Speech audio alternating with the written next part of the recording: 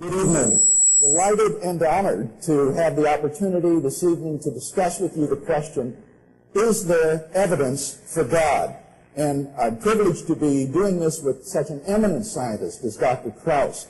I hope that the debate tonight will be both enlightening as well as entertaining. Now, at one level, it seems to me indisputable that there's evidence for God. To say that there's evidence for some hypothesis is just to say that that hypothesis is more probable given certain facts than it would have been without them.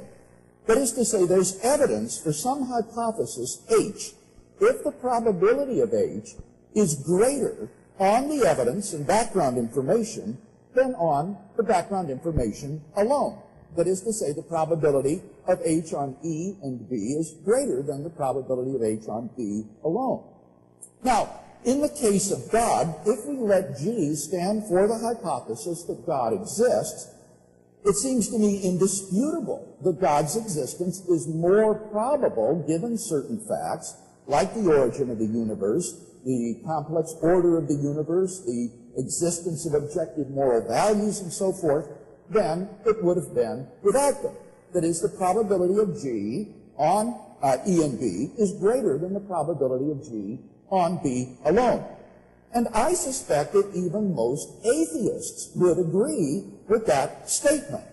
So the question, is there evidence for God, isn't really very debatable.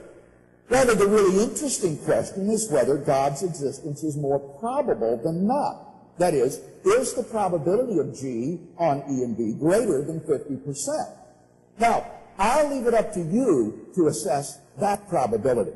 My purpose in tonight's debate is much more modest, to share with you 5 pieces of evidence, each of which makes God's existence more probable than it would have been without it. Each of them is, therefore, evidence for God.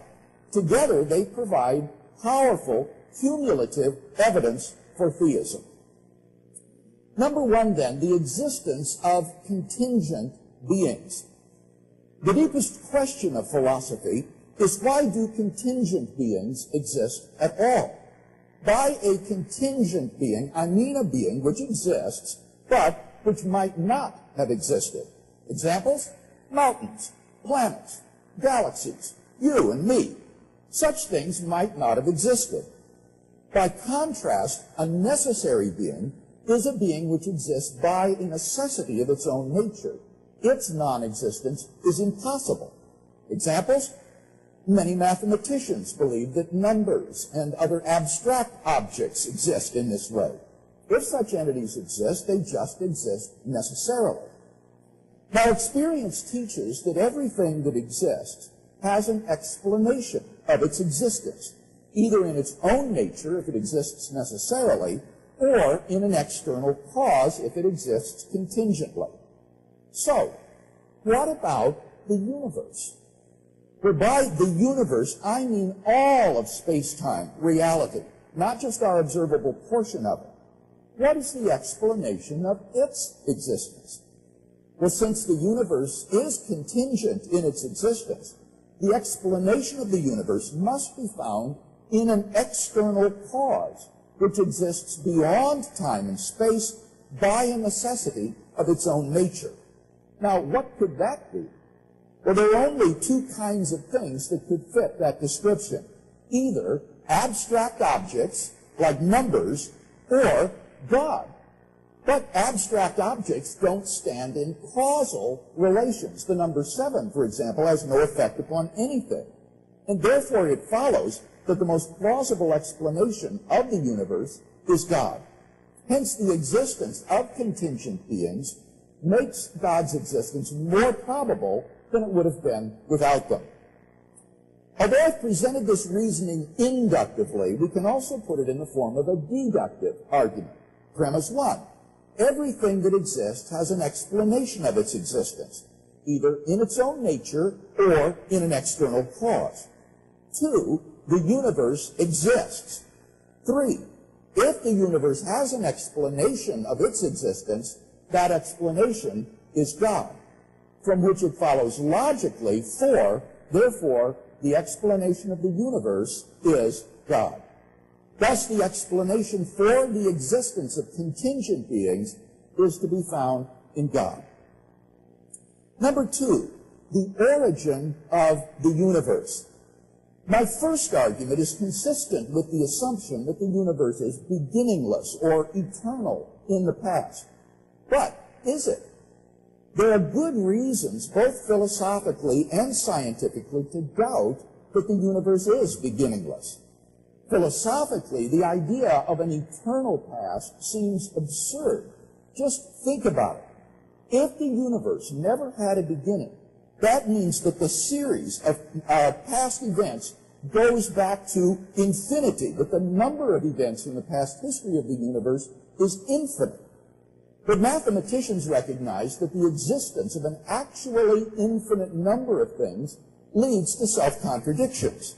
For example, what is infinity minus infinity? Well, mathematically, you get self-contradictory answers. This shows that infinity is just an idea in your mind, not something that exists in reality. But that entails that since past events are not just ideas, but are real, the number of past events must be finite. Therefore, the series of past events can't go back forever. Rather, the universe must have begun to exist. This philosophical conclusion has been confirmed by remarkable discoveries in astronomy and astrophysics. We now have pretty strong evidence that the universe is not eternal in the past, but had an absolute beginning a finite time ago. In 2003, Arvin Bord, Alan Guth, and Alexander Vilenkin were able to prove that any universe which has, on average, been expanding throughout its history cannot be infinite in the past, but must have a past space-time boundary. What makes their proof so powerful is that it holds regardless of the physical description of the very early universe. Because we can't yet provide a physical description of the first split second of the universe, this brief moment has been fertile ground for speculations.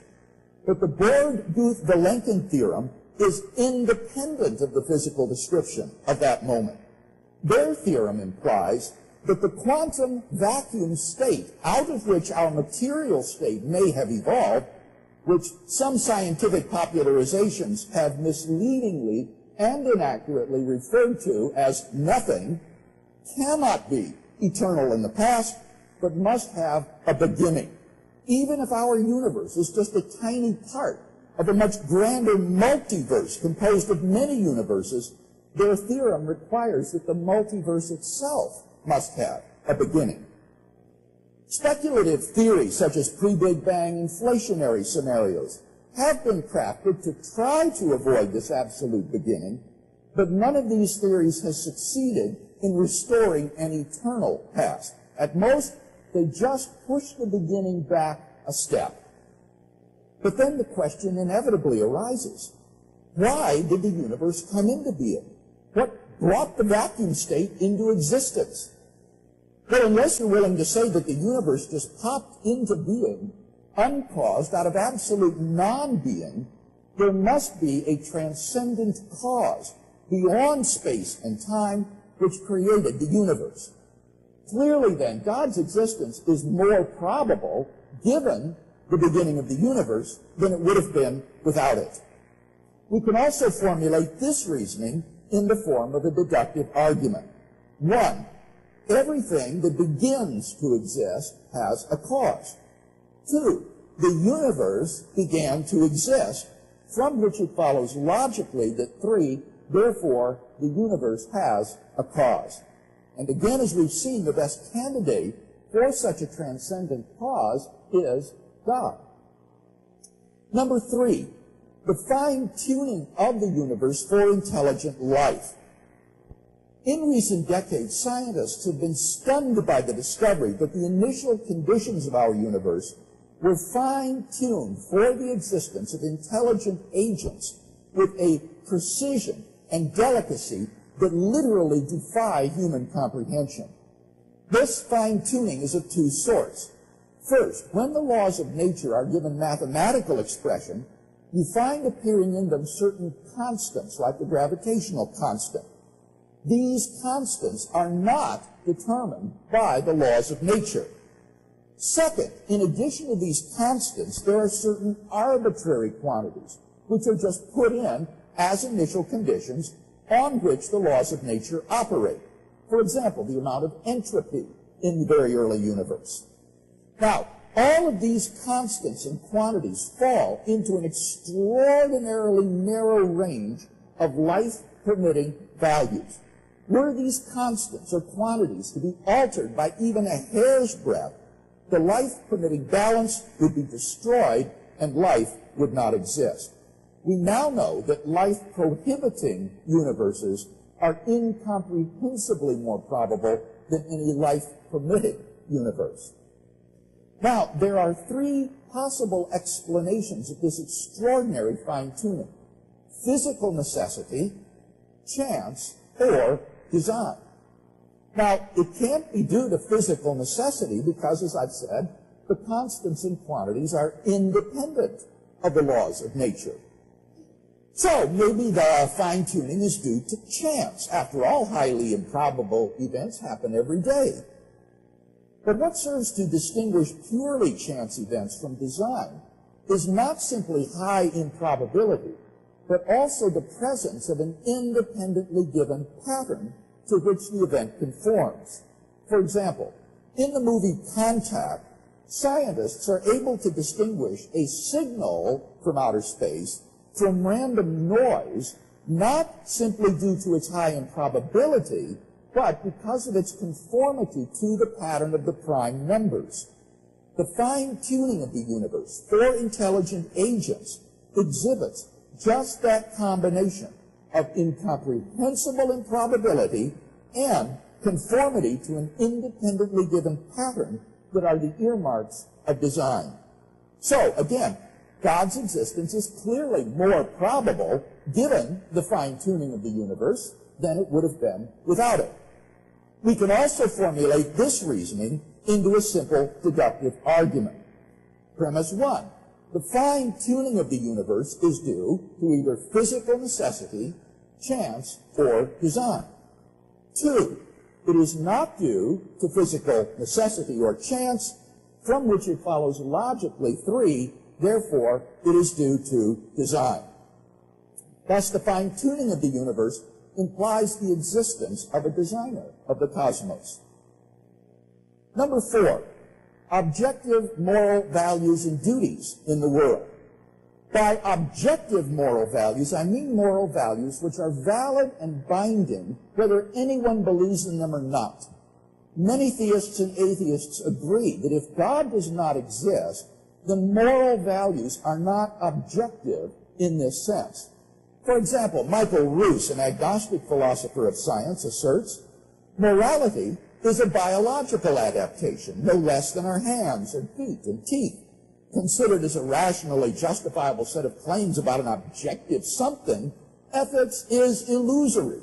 Morality is just an aid to survival and reproduction, and any deeper meaning is illusory. On a naturalistic view, moral values are just the byproduct of biological evolution and social conditioning. Just as a troop of baboons exhibit cooperative and even self-sacrificial behavior because natural selection has determined it to be advantageous in the struggle for survival, so their primate cousins, Homo sapiens, have evolved a sort of similar behavior for the same reason.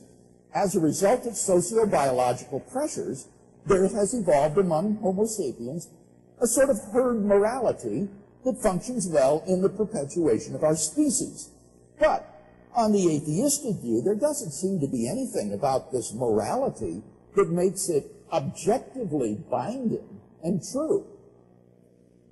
But the problem is that objective moral values and duties plausibly do exist. In moral experience, we apprehend a realm of moral values and duties that impose themselves upon us. There's no more reason to deny the objective reality of moral values than the objective reality of the physical world. Actions like rape, cruelty, and child abuse aren't just socially unacceptable behavior. They're moral abominations. Some things, at least, are really wrong. Michael Ruse himself admits, and I quote, "The man who says it is morally acceptable to rape little children is just as mistaken as the man who says 2 + 2 = 5. Some things, at least, are really wrong. But in that case, the probability of God's existence is 1.0. We can formulate this reasoning as follows. 1. If God did not exist, objective moral values and duties would not exist.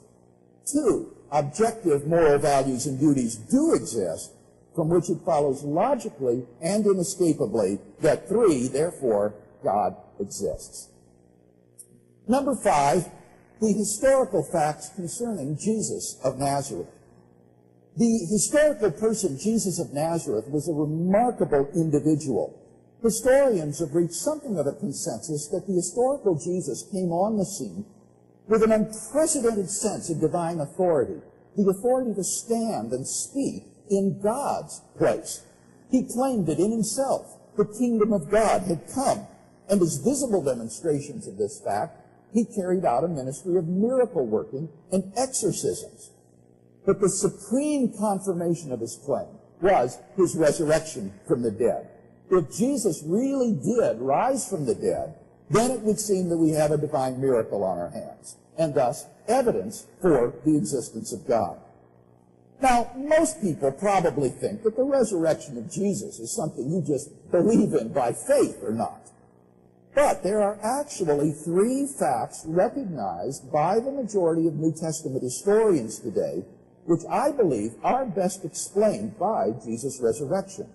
Fact number 1, on the Sunday after his crucifixion, Jesus' tomb was found empty by a group of his women followers.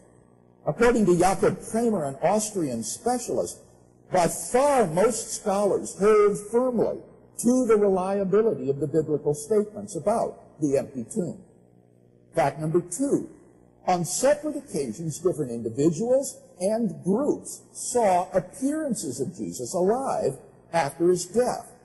According to the prominent New Testament critic Gert Ludemann, it may be taken as historically certain that the disciples had experiences after Jesus' death in which Jesus appeared to them as the risen Christ. These appearances were witnessed not only by believers, but also by unbelievers, skeptics, and even enemies. Finally, fact number 3, the original disciples suddenly came to believe in the resurrection of Jesus, despite having every predisposition to the contrary. Jews had no belief in a defeated and dying Messiah, and Jewish beliefs about the afterlife precluded anyone's rising from the dead to glory and immortality before the end of the world. Nevertheless, the original disciples came to believe so strongly that God had raised Jesus from the dead that they were willing to die for the truth of that belief.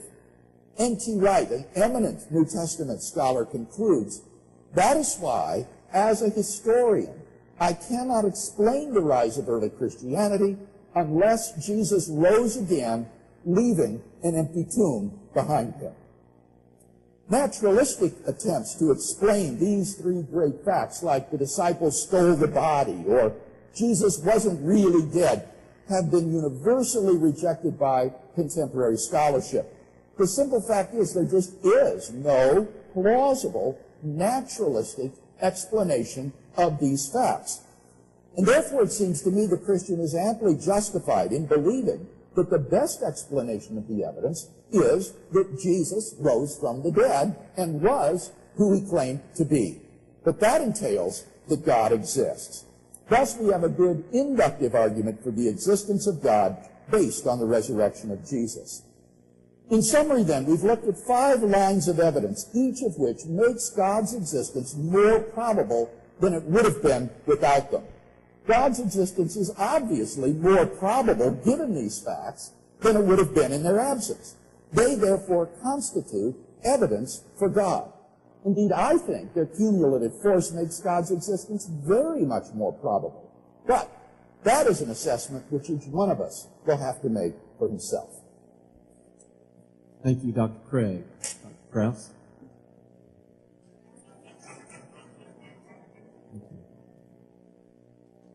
Hi there. Oh, good. That's up. Can you hear me? Good. Thank you, Dr. Craig. First, I want to thank Mark Stevens and the Campus Crusade for Christ, who've been remarkably hospitable and gracious to me during the short time I've been here, and I really appreciate everything they've done.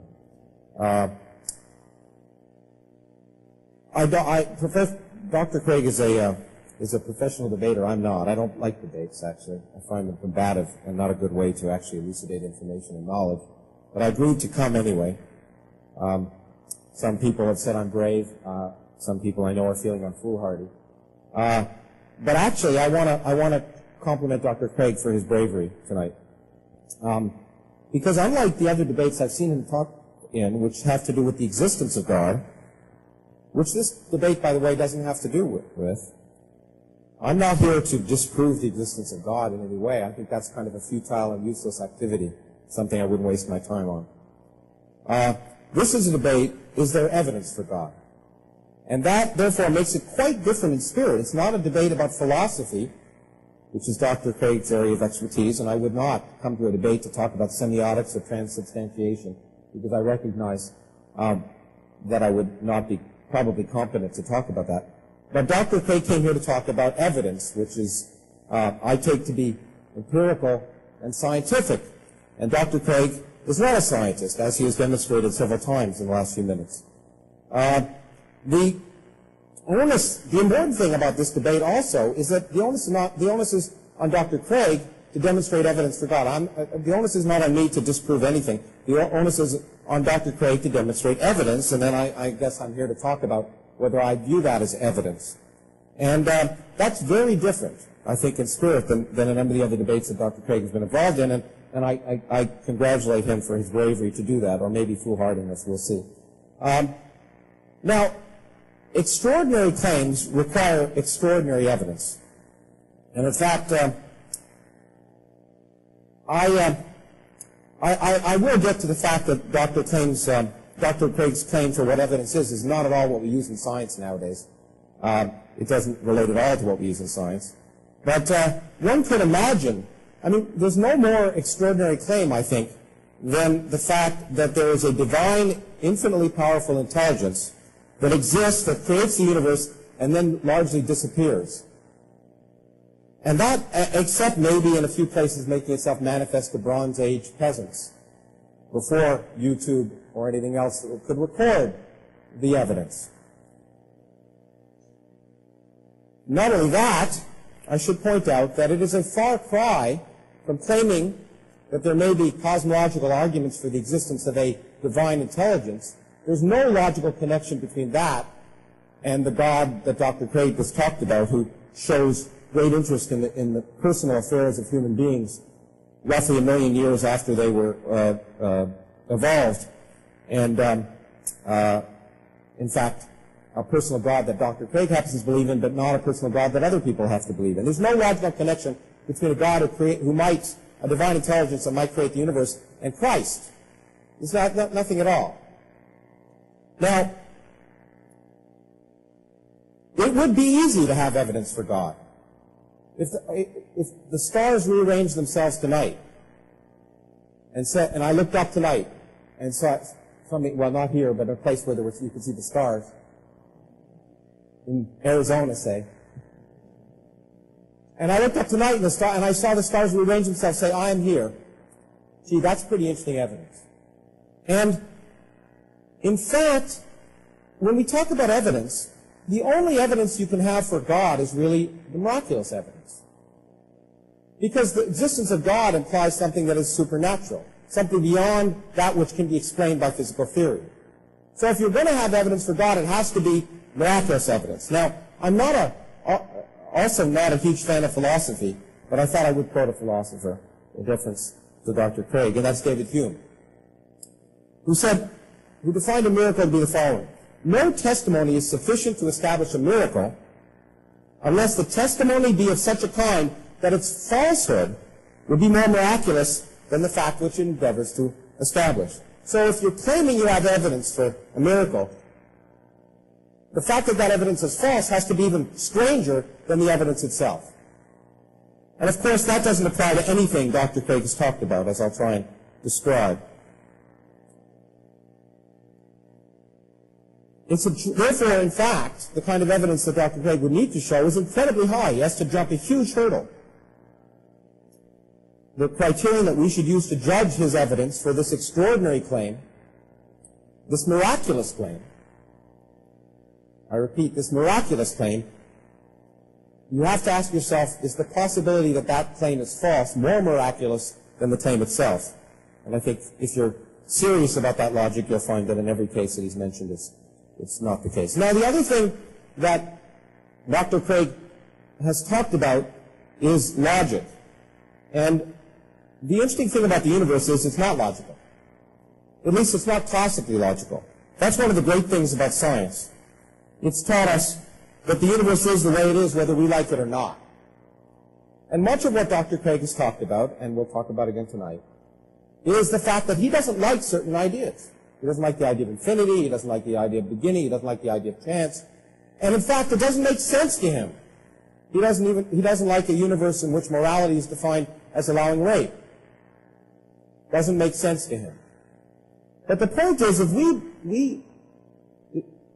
we continue to rely on our understanding of the universe on Aristotelian logic, on classical logic, about what we think is sensible, we would still be living in a world where heavier objects, we think, fall faster than light objects because they're heavier, as Aristotle used to think, instead of doing the experiment to check it out. We cannot rely on what we perceive to be sensible. We have to rely on what the universe tells us is sensible. What we have to do is force our beliefs to conform to the evidence of reality rather than the other way around. And the universe just simply isn't sensible. I think I have an example. I have two quotes from Richard Feynman because I just wrote a book about him, which I hope you all buy. But you know, this is really important. This is one of the reasons I'm a scientist, is that crazy ideas end up not being crazy. If you see something that seems impossible, but it happens, the onus is on you to understand why and to force your thinking to conform to that. And it's been one of the great pleasures of doing 20th and 21st century physics that we've been able to do that in many areas, from quantum mechanics to relativity.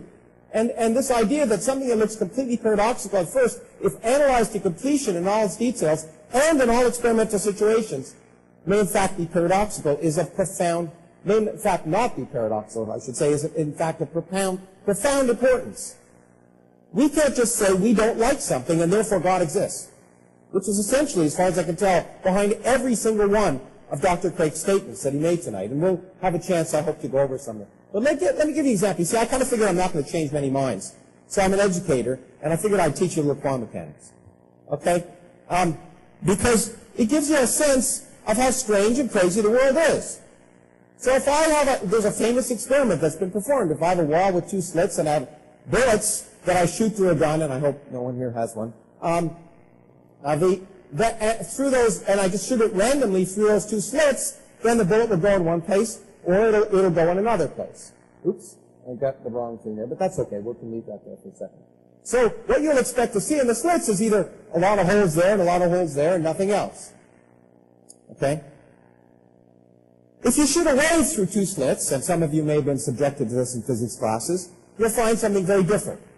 The wave, in fact, will go through both slits, interfere with itself, and create what's called an interference pattern. If you've ever seen two waves come together in the ocean, you see these beautiful patterns of ripples that are just spectacular to see, and it's one of the great joys of physics to see them. But the amazing thing is that when we shoot electrons, particles, at two slits, what pattern do we see? We see exactly the same pattern we would see with waves. Now that's crazy, because electrons are particles. So you say, well, maybe they're waves. But no, let's see. I don't believe they're waves, so what I'm going to do is I'm going to put a light right here at the slits, and I'm going to check where each electron goes through. Because right now it looks, in order to create this pattern, the only way you can create that pattern is if the electron went through both slits at the same time. That's insane. It's like infinity. Okay? So that's insane. So I put a light there, and I shine it. What happens? I see each electron goes through only one slit or the other. Aha! I proved that it doesn't go through both. But then when I look at the pattern's different. If I shine the light and look at the electron, I just see those two lines that I talked about earlier, right here and here. If I don't shine the light on the electron, the pattern's different. If I don't shine the light on the electron, we now know the electron goes through both slits at the same time. It does something classically impossible. And when we saw that, we didn't say, you know what, God exists. What we said is, well, maybe the laws of nature are stranger than we thought, and maybe we better figure out how things behave so we can explain and predict things. And the universe is stranger than you think. In almost every way. In fact, I cannot resist this because Dr. Craig mentioned it.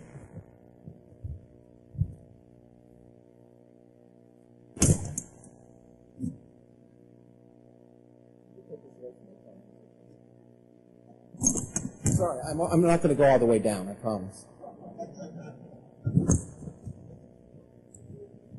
But I wore a T-shirt because it was cold, and I can't resist.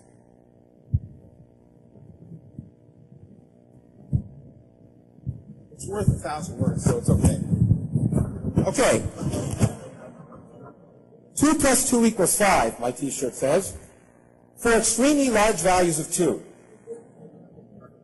Now that's extremely important because, in fact, classical logic, such as 2 plus 2 equals 5, is 4, it can equal 5, is wrong. Mathematicians and physicists know that for extremely large values of numbers, you have to change the rules. And in fact, let's go to some of the things Dr. Craig talked about.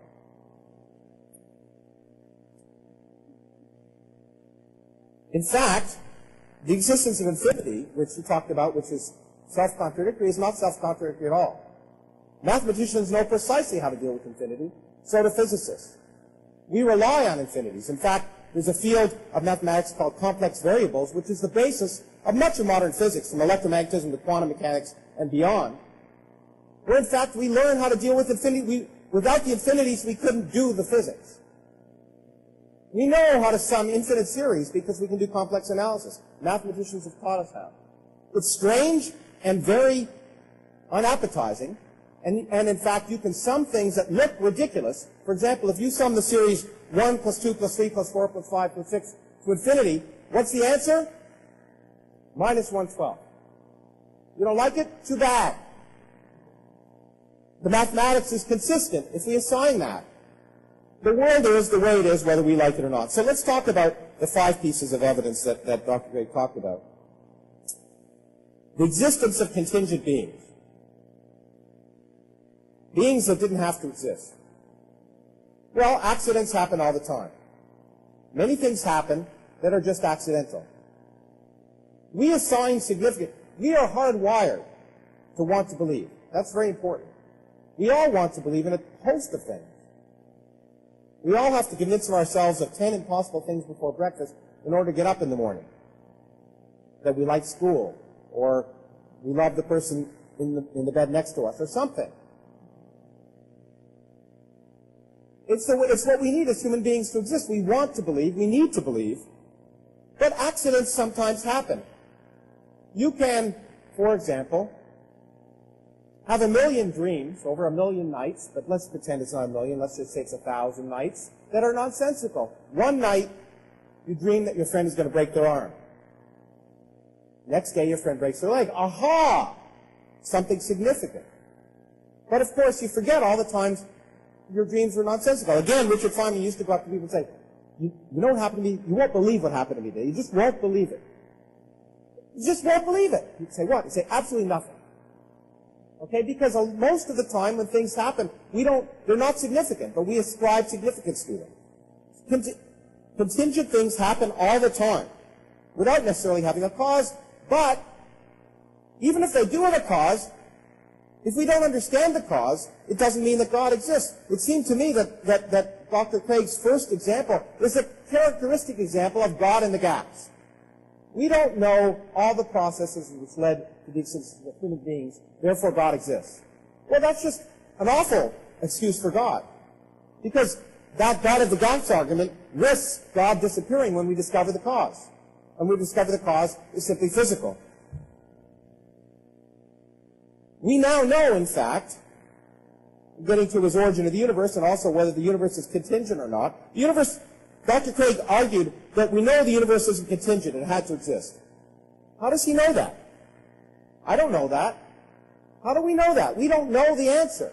It's fine not to know the answer. There's nothing wrong with not knowing the answer. In fact, not knowing the answer is exciting because it means there's a lot to learn. To argue that from some basic principle we know the universe had to exist is myopic in the extreme. Or perhaps, in my opinion, intellectually lazy. Instead of saying, let's go out and try and spend our lives trying to understand what processes might have caused it to exist, and whether it might not have existed, and whether there may be many universes, I will just make the assumption because I like it. Well, God of the gaps is not good evidence for God. It's not also good evidence for sound thinking.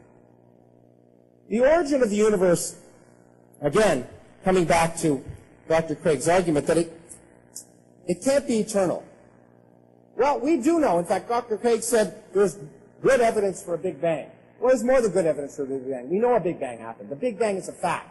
It happened 13.72 billion years ago, and the fact that we can say so to 4 decimal places is one of the most remarkable feats of modern science that we should all herald and use and exalt as an example of how remarkable it is to be a human being who can think. The fact that we now, here sitting in the middle of no place, in the middle of around a random star, in the middle of a random galaxy, in the middle of a universe of 400 billion galaxies, a universe which is made, in fact, which the galaxies and the stars are largely irrelevant, and the human beings and the aliens that live on those stars are largely irrelevant. We have now learned that the mass of the universe, well, less than 1% of the universe is made up of everything we can see. All the stars, all the galaxies, all the planets, everything is a bit of cosmic pollution in a universe made up of dark matter and dark energy, things which are invisible, but we know exist because we can measure them, because we can falsify them. That's the other aspect of evidence. Evidence must be falsifiable. I could argue that Dr. Craig has 3 legs. I see he has 3 legs right here. Oh, but whenever he stands up and you look at him, he only has 2. One disappears. Okay? Now that's not falsifiable evidence. I could argue that we didn't exist less than 5 seconds ago. How can you prove me wrong? I could argue that God created the universe 4.5 seconds ago with all of us sitting here believing we heard Dr. Craig.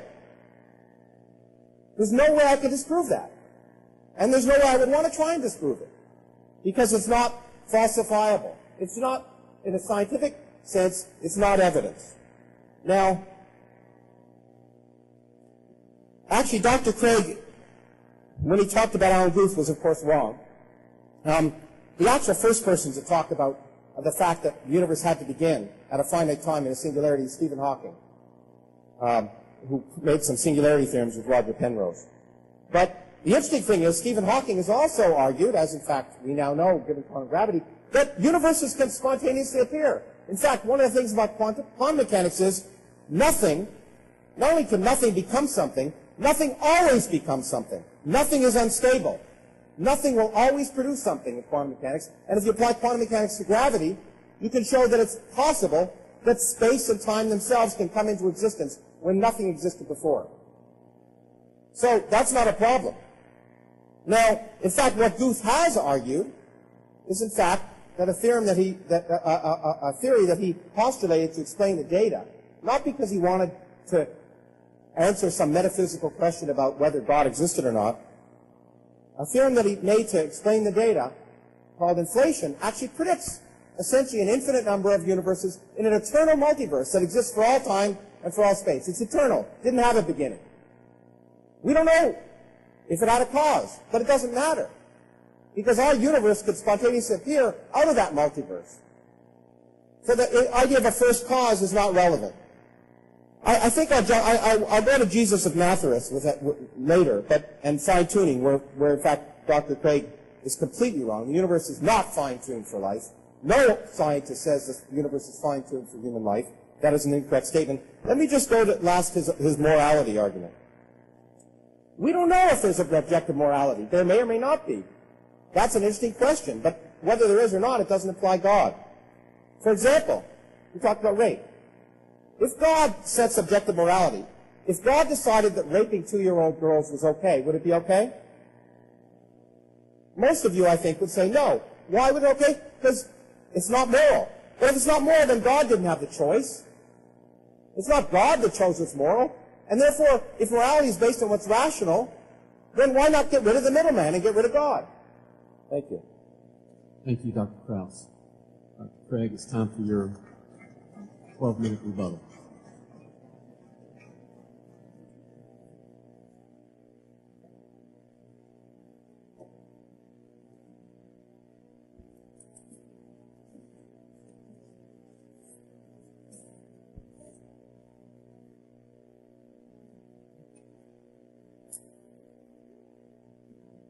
You'll recall that in my opening speech, I said that there's evidence for God's existence just in case the probability of God's existence is higher, given the 5 facts that I mentioned, than it would have been without them.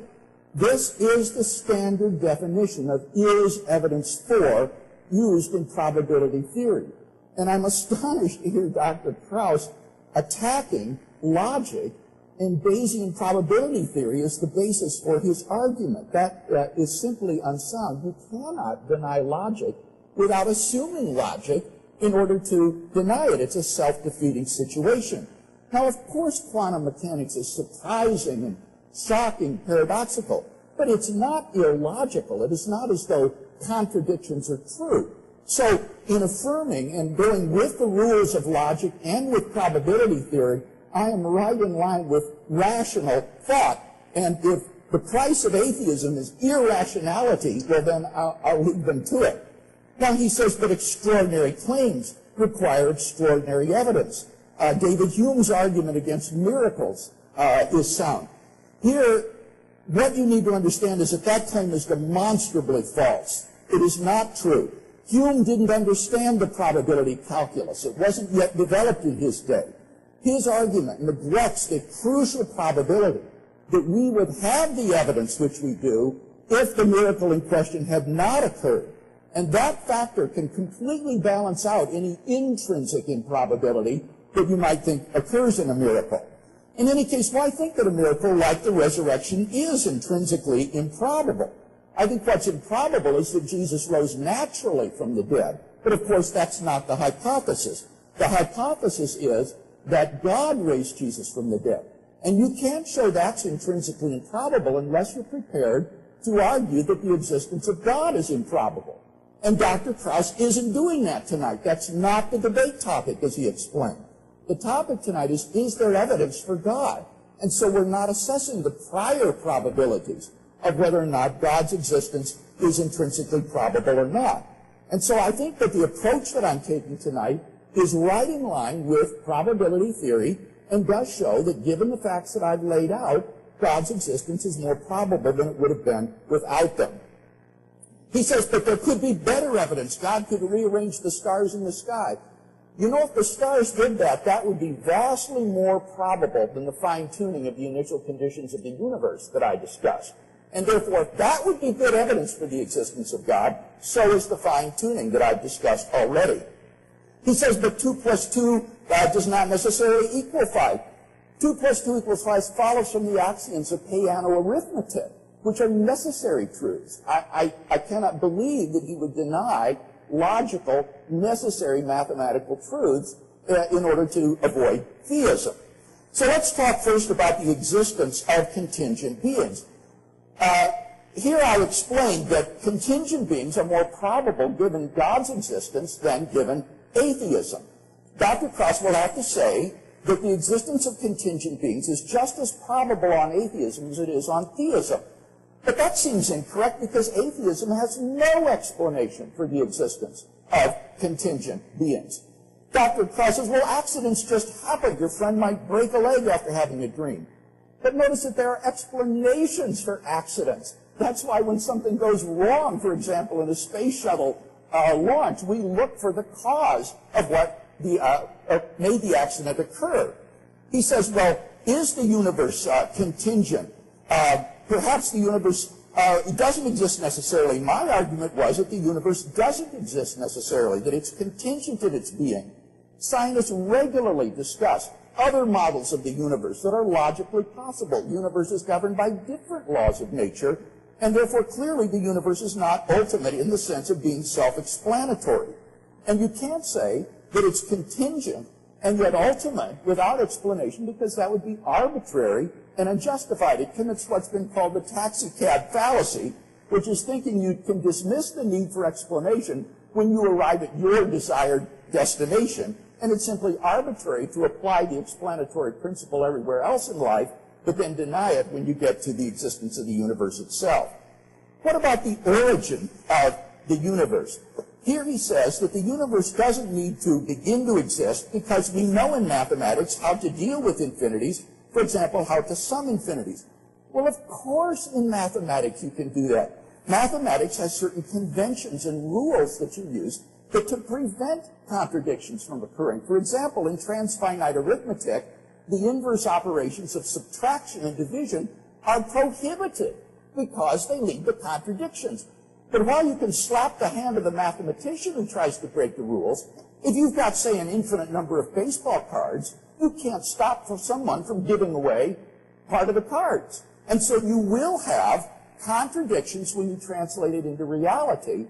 It may be possible on paper in the realm of mathematics, but it's not possible in the realm of reality. And lest you think that this is not reasoning that impresses contemporary scientists, let me quote from George Ellis, a great cosmologist, when he asked, can there be an infinite set of really existing universes? He says, we suggest on the basis of well-known philosophical arguments that the answer is no, and therefore they reject a realized past infinity in time. Now, what about the Big Bang confirmation? Dr. Krauss appeals to Stephen Hawking's model. Hawking's model involves an absolute beginning of the universe. It has a beginning of the universe, though it doesn't have a beginning point of infinite density. He says, but it can come into being out of nothingness because nothing is unstable. This is the grossly misleading use of nothingness for describing the quantum vacuum, which is empty space filled with vacuum energy. It is a rich physical reality described by physical laws and having a physical structure. If a religious person were to so seriously misrepresent a scientific theory as this, he would be accused of deliberate distortion and abuse of science, and I think rightly so. What the quantum vacuum is a roiling sea of energy. It is not nothing. As Dr. Krauss himself has said, and I quote, by nothing, I don't mean nothing. Nothing isn't nothing anymore in physics. Empty space is not empty. Nothing is really a bubbling, boiling brew of virtual particles. And my point is that that quantum vacuum state cannot be eternal in the past. That was the implication of the Born-Guth-Vilenkin theorem. Listen to what Vilenkin writes. He says, it is said that an argument is what convinces reasonable men, and a proof is what it takes to convince even an unreasonable man. With the proof now in place, cosmologists can no longer hide behind the possibility of a past eternal universe. They have to face the problem of a cosmic beginning. And given the absolute beginning of the universe, the beginning of the quantum vacuum, God's existence is obviously more probable than it would have been without it. As for the fine-tuning of the universe, all Dr. Krauss said is that the universe is not fine-tuned for human life. I agree completely. It is fine-tuned for the existence of intelligent, embodied, interactive agents, but not necessarily human beings.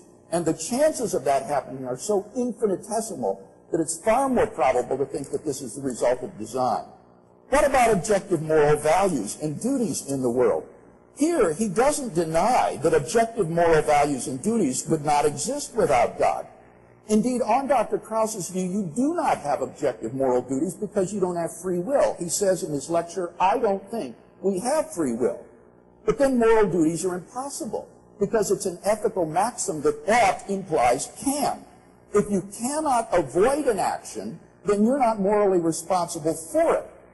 And so there cannot be objective moral duties in a deterministic universe. But I submit to you that that is just utterly implausible. And here I'll appeal to Sam Harris in his recent book, The Moral Landscape.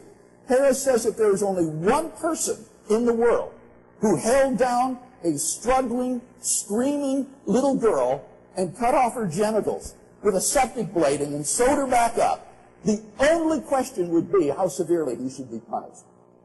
It would not be a question that he had done something horribly, objectively wrong. And yet on Dr. Krauss's view, you cannot affirm that because everything is working according to the clockwork universe. Ought implies can, and you can't do other than what you do. As for moral values, Dr. Krauss says reality is that which, when you stop believing in it, is still there. Well, that occasions a question. Are moral values real? Are they still there if no one believes in them? Not on Dr. Krauss's scientism and determinism. And the irony is that science itself depends upon these moral values. Dr. Krauss has said in his lecture, the ethos of science includes honesty, open-mindedness, creativity, anti-authoritarianism, full disclosure, the basis of what is a moral society. But the problem is these are all illusions on his view, so that science ultimately is predicated upon illusion, which I submit is implausible. So given the existence of objective moral values and duties, I think it is more probable that God exists. What about Jesus' resurrection? Here, all he said was, how do you connect the existence of God to Christ? Well, you do it in the following way. Christ claimed to be the absolute revelation of the God of Israel. He claimed that in himself the kingdom of God had come. If God raised him from the dead, then this is a miraculous event which ratifies and vindicates the radical claims that Jesus of Nazareth made about himself, and therefore it follows that the God revealed by Jesus exists. So it seems to me that Dr. Krauss has got to deny the empty tomb, the resurrection appearances, and the origin of the belief in Jesus' resurrection. Because given those facts, God's existence is obviously more probable than without them. And yet that would put him in conflict with the majority of New Testament historians today on a subject about which I think he would admit he knows very little. So given the facts accepted by the majority of historians, it seems to me that it is much more probable that God exists and that God raised Jesus from the dead than otherwise. In summary, then, it seems to me that when you look at this evidence, clearly God's existence is more probable given these facts than it would have been without them. And that's all that needs to be established in order to show that there is evidence for the existence of God. Thank you, Dr. Craig. Dr. Krauss?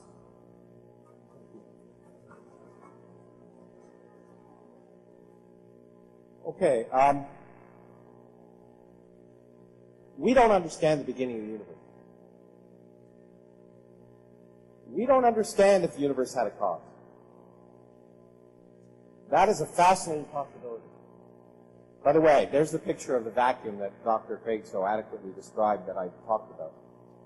It's not the nothing that I'm going to talk about in a second. It's one version of nothing. That's empty space. That's what it looks like according to the laws of quantum mechanics and relativity. Empty space is indeed a boiling, bubbling brew of particles. In fact, you have mass because of it. And each of these things appears with some random probability, completely contingent. You can't predict, you can't say that this particle appears and disappears at that place for an instant for a reason. There's no reason you can predict it. There's no insistent cause. It's a probability. It may happen, it may not. It's just the way the world works. But the beginning is fascinating.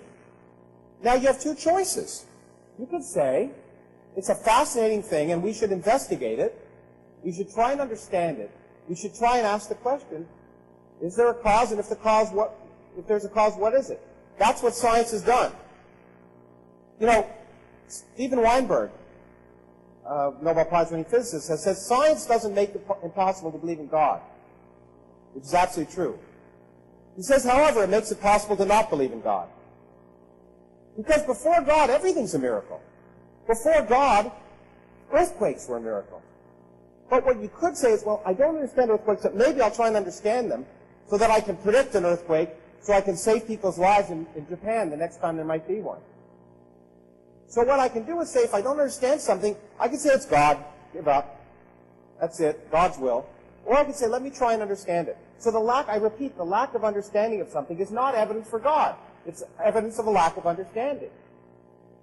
And what we should do, if we're scientists, or anyone, is try and say, let's try and understand it before we go the intellectually lazy route of saying, I don't understand it, so let me assign it to an entity that I can't understand, a divine entity beyond my comprehension. If we did that, we wouldn't be in this room today. We wouldn't be seeing these images, because none of modern science would have happened. Instead, we try and understand how things work, and the way science works is if there's a physical effect, we look for a physical cause. And so far, there's not a single place in the history of science where we've gotten to a point where we can't explain something, and we know for certain there's no explanation. Every explanation that's remarkable is remarkable for that fact. It explains something we didn't think we'd ever understand. That's the beauty of science. Now, the interesting thing is that let me go to discuss nothing. I was going to say Dr. Craig's an expert on it, but I won't. But in a sense he is, because he studied what I said. And I've talked about the fact that empty space is not empty. Nothing is not nothing. But that's not the point is that that's one version of nothing. One version is that, again, defies conventional wisdom, that defies conventional logic, that a century ago, if we'd been having this debate, Dr. Craig would say something can never come from nothing. Nothing can ever rise from empty space. Empty space is empty, and the only way you can get something out of empty space is if God creates it. Well, he could have said that, and that would have agreed with what we understood at the time, but it's not true. Now we know, poof, out of empty space, you all arose. Out of empty space, all of you arose. Quantum fluctuations in the early history of the universe produced mass density fluctuations, which produced galaxies, stars, people.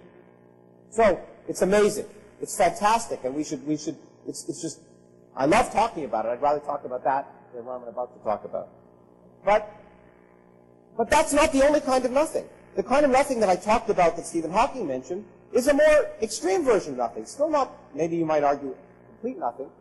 But in quantum gravity, and it's a theory we don't yet fully understand, but if we apply quantum mechanics to gravity, and gravity is a theory of space and time, but quantum mechanics tells us that space and time themselves, not the space in which these things are appearing, but space itself spontaneously appears.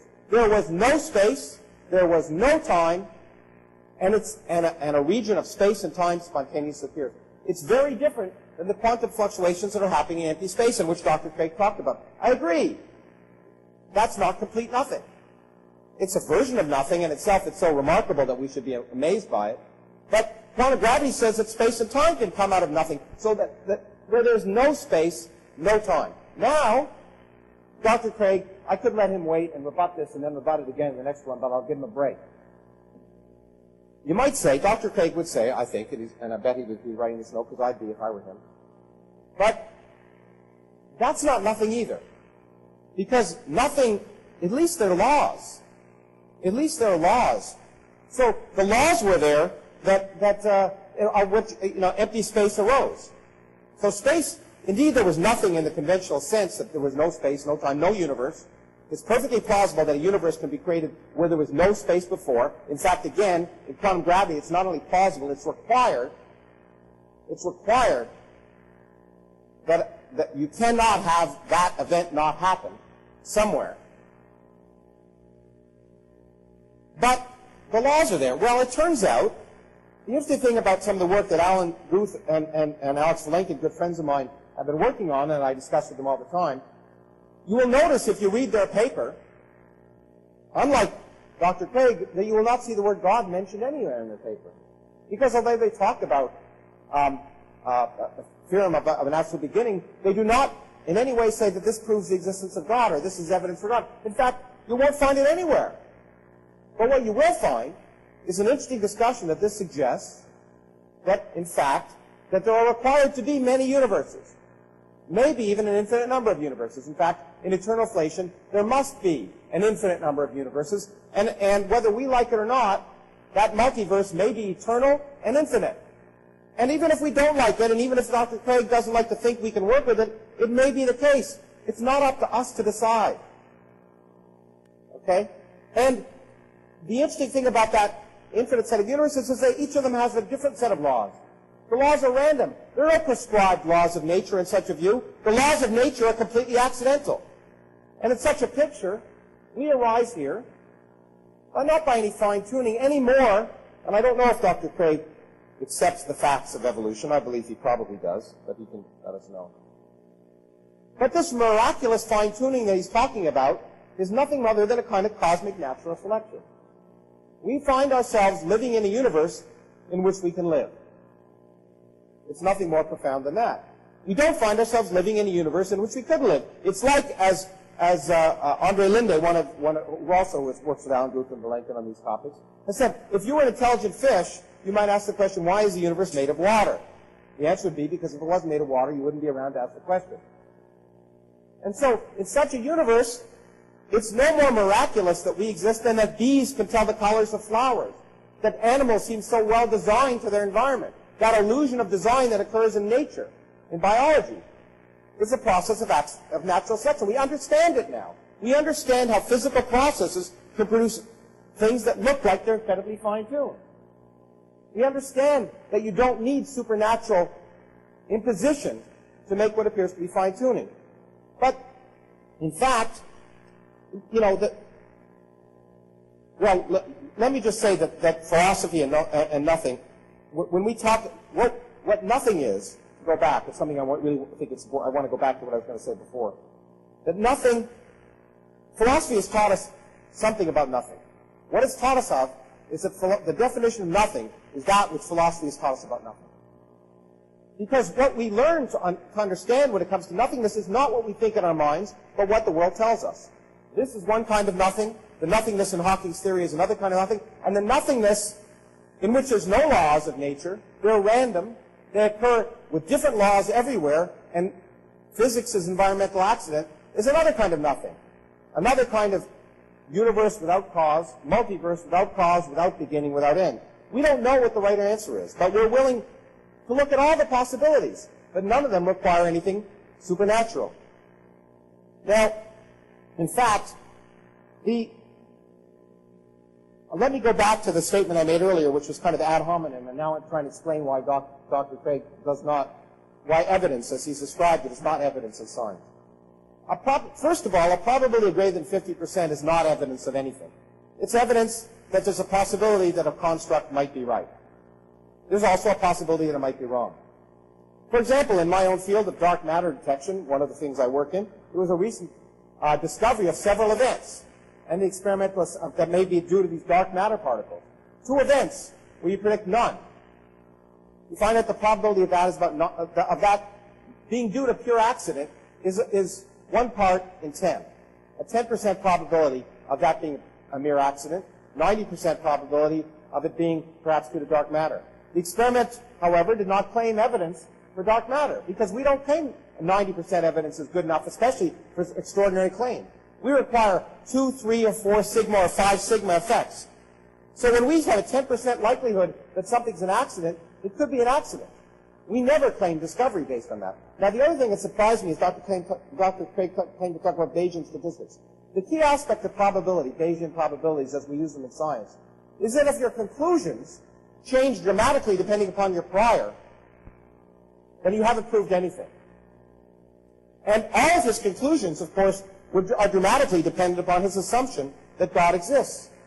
If you just allow for the question you have to ask in every one of his cases, from the fact that we're here and we didn't have to be here, the fact that the universe may or may not have an origin, the fact that there's fine-tuning, although I will get in the last minute to the fact that there isn't fine-tuning, the fact that there may or may not be objective values, and the fact that Jesus of Nazareth claimed he was God, you can ask yourself, is it equally plausible that we're here by physical phenomena, that the universe had a beginning that was produced by physics, that there's fine-tuning that happened the same way as fine-tuning in biology appears to happen by natural causes, that objective moral values may or may not exist doesn't prove anything, and that Jesus may have thought he was God, but wasn't God.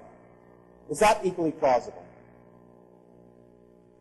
I think I'll say, well, given that I have 30 seconds left, I think I will just say that the fine-tuning argument, which I promise I'll get to in the next phase, is not fine-tuning at all. The laws of physics can change dramatically. In fact, what Dr. Craig said is that the laws of nature are fine-tuned for any intelligence is not true. We don't know what any intelligence could be like. What we do know is they allow us. So he got it exactly wrong. They allow humans, but we don't know if any other kind of intelligence could exist. Since I'm told to stop, I will stop. Thank you, Dr. Krauss. Dr. Craig?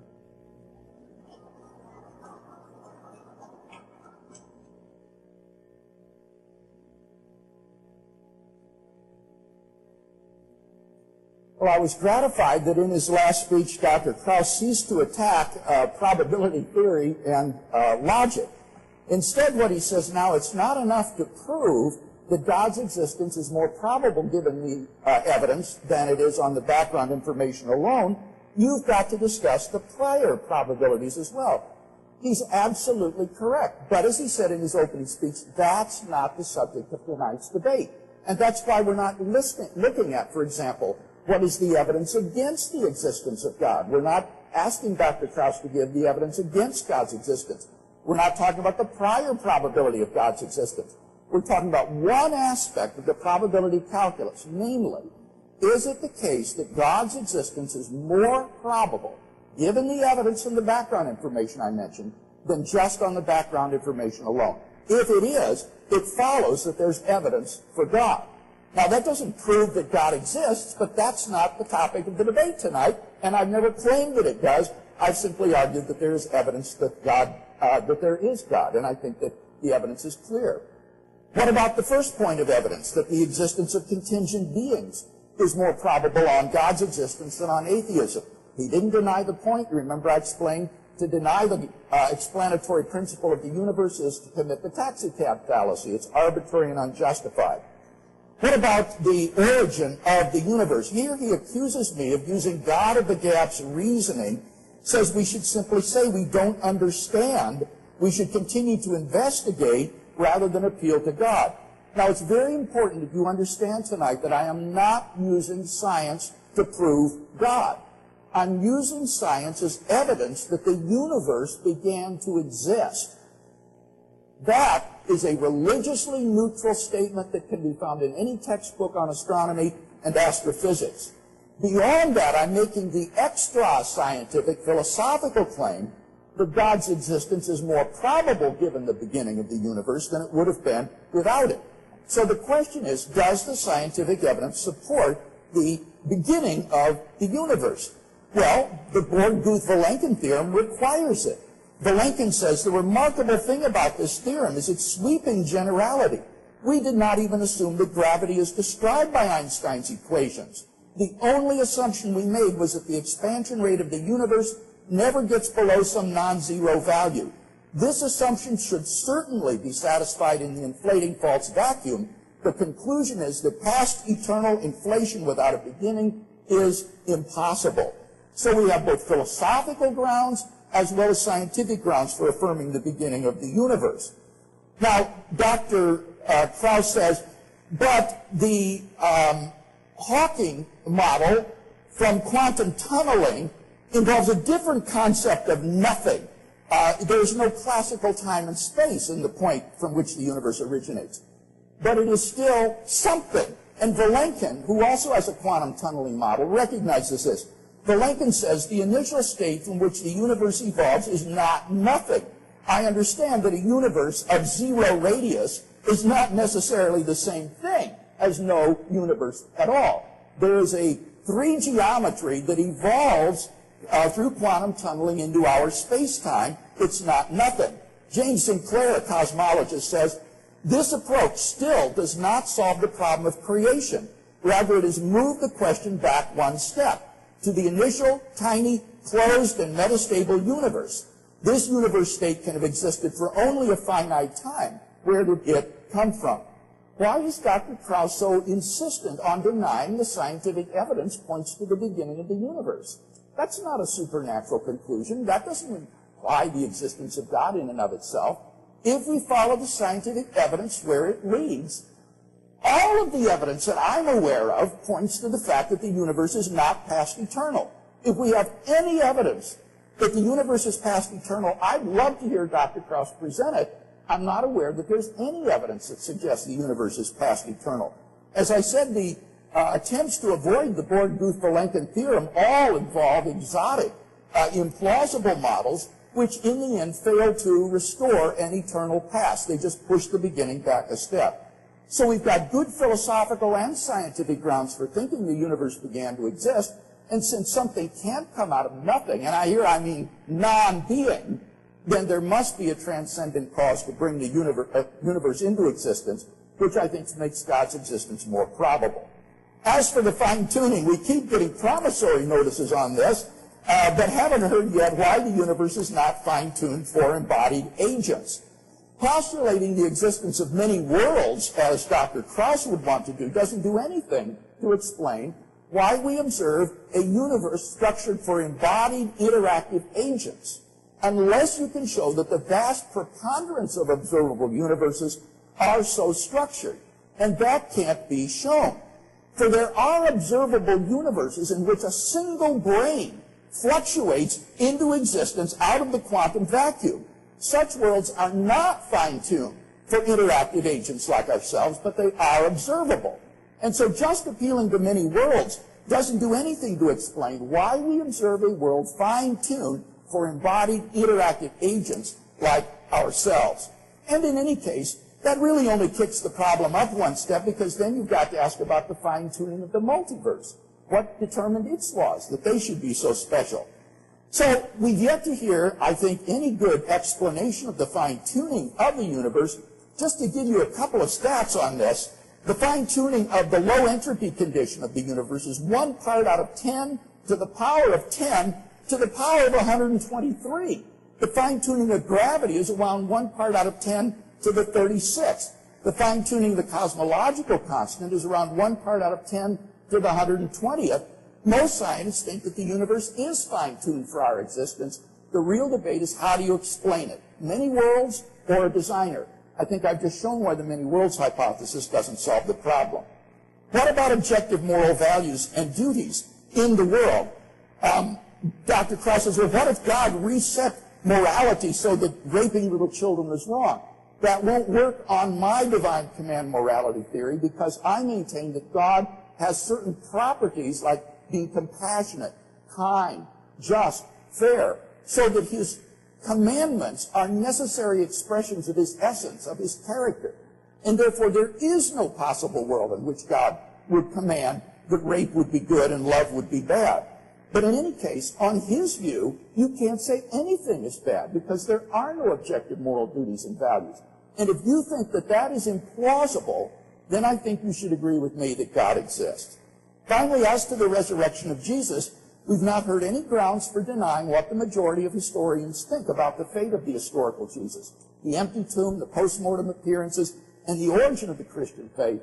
And it seems to me those are clearly better explained if God exists than if he doesn't. So, in summary, it seems to me that while the evidence isn't open and shut, nevertheless, God's existence is more probable given these 5 facts than it would have been without them. And for the limited purposes of tonight's debate, that's enough to prove that there is evidence for God. Thank you, Dr. Craig. Dr. Krauss.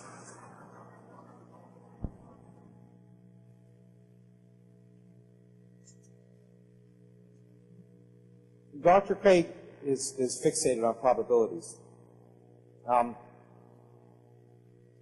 fixated on evidence. They're not the same.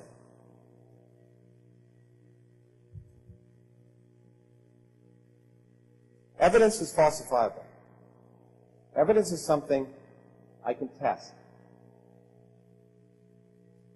I can argue about probabilities, and especially when I don't have an underlying theory, the probabilities don't mean a lot. When I don't have a mathematical, in fact, probabilities only make sense in the concept of a mathematical construction. Otherwise, they're just shooting in the dark. Of course, what Dr. Craig has argued is on the basis of the evidence, the probability is greater than not than there is a God. I don't like to necessarily use probabilities, but I'll use one probability. I'll take the members of the National Academy of Sciences, who are scientists, who looked at the evidence. Okay? 90% of the members of the National Academy of Scientists don't find any evidence for God. They don't believe in God. They were polled. Now, does that mean there's no God? It doesn't mean at all. It means 90% of the best scientists in the country who look at the evidence find no evidence for God. If that's a probability, that's a probability I can actually quantify, not one I invent in my head. So somehow, the scientists involved who look at the evidence that Dr. Craig has presented don't see any evidence for God. 90% of them. Okay? Now, not even 50%. If it was 51%, according to Dr. Craig, we'd win, but 90% don't believe in God. Now, the claim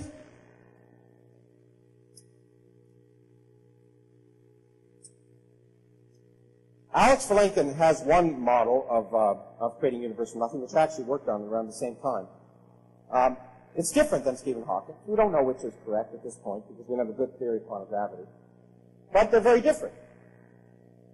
In quantum gravity, unlike what Dr. Craig has said, and you'll have to trust me on this because I actually know general relativity, is that there is no free space. It's not that a free space existed before tunneling. There is no free space. In the same sense that any of those particles that I showed coming from empty space existed before quantum fluctuations produced them. They didn't exist. They exist for a short time, so short you can't measure them, and then they cease to exist. That's the way the world works. In quantum gravity, there's no pre-existing free space. It just is created. So that notion is not correct. Whether or not the universe is past eternal or not, which is again something Dr. Craig is fixated on, is itself a very fascinating question. In the theory, by the way, that he's talking about, one version of the theory, the universe is future eternal. So it is eternal. It had a beginning. There are other versions, however, in which case it is not. It is past eternal. It is eternal over all time. But that question itself, I repeat, the beginning of the universe is a fascinating thing. We know our observable universe had a beginning. We know that. That's not a philosophical statement. It's a scientific one. And I repeat that evidence involves science, not philosophy. Philosophy doesn't define evidence for anything. It provides a logical framework for understanding things, but the only thing that determines evidence is reality, empirical reality, not philosophy. And you have to ask yourself the question each time, I repeat, that Dr. Craig claims that this requires God, is there a plausible physical explanation? And I've already shown you that space can be created from nothing plausibly.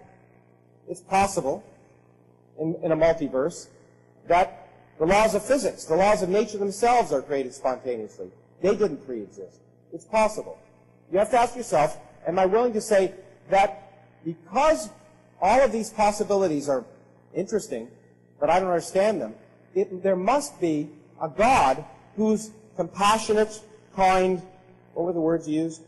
Compassionate, kind, a bunch of other words to describe him or her. Well, that's true, by the way. First of all, that's clearly not the God of the Old Testament. He's not compassionate nor kind, right? That's obvious. So it's a certain kind of God that you choose to be compassionate and kind. But hold on, doesn't God define those things?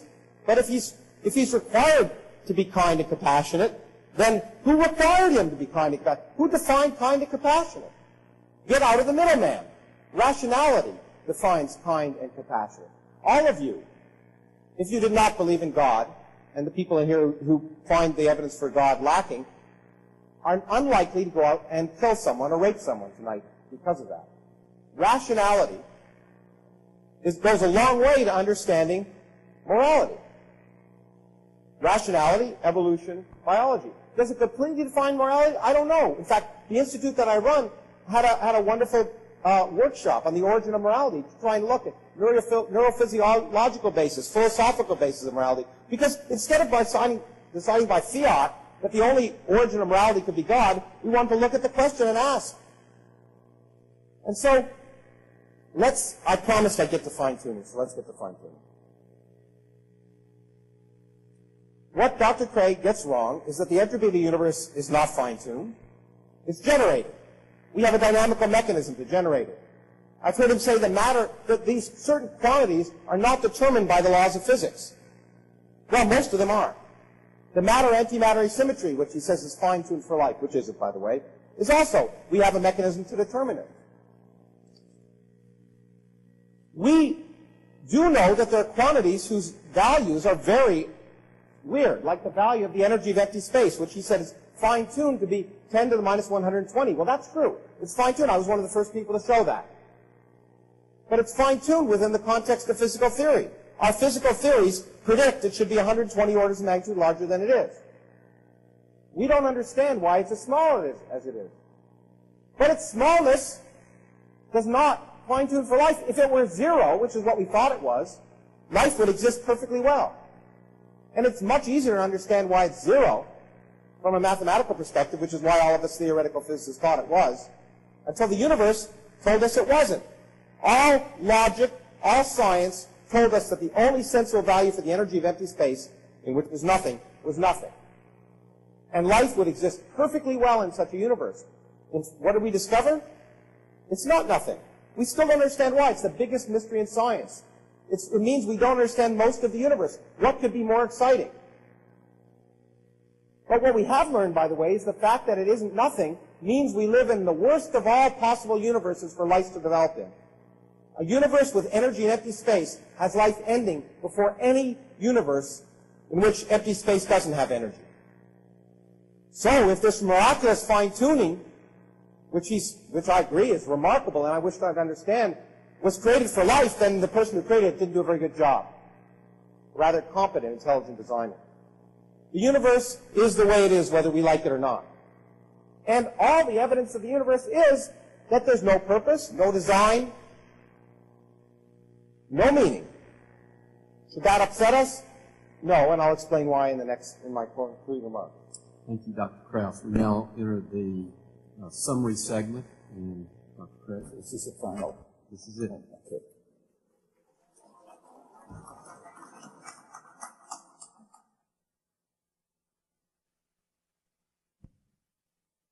In tonight's debate, I've tried to show you that God's existence is more probable given certain facts than it would have been without them. And that is by definition what it means to say that there's evidence for God's existence. First of all, we looked at the existence of contingent beings, and I explained that given the existence of God, it is more probable that contingent beings would exist than on atheism, because on atheism there is no explanation for the existence of contingent beings. And to try to say that there need not be an explanation for the existence of the universe is arbitrary and unjustified. It commits the taxicab fallacy. So I think the very existence of contingent beings makes God's existence more probable than it would otherwise have been. Secondly, what about the origin of the universe? I used both philosophical arguments and scientific evidence to show that the universe began to exist. Dr. Krauss dropped his objections to the philosophical arguments. We saw that while the infinite is a useful mathematical concept, when you try to translate it into the real world, it results in self-contradictory situations, and therefore the past must be finite. And we saw, secondly, that this is indeed what science has confirmed. The Born-Guth-Vilenkin theorem shows that the quantum vacuum out of which our material state has evolved cannot be eternal in the past, but must have had a beginning.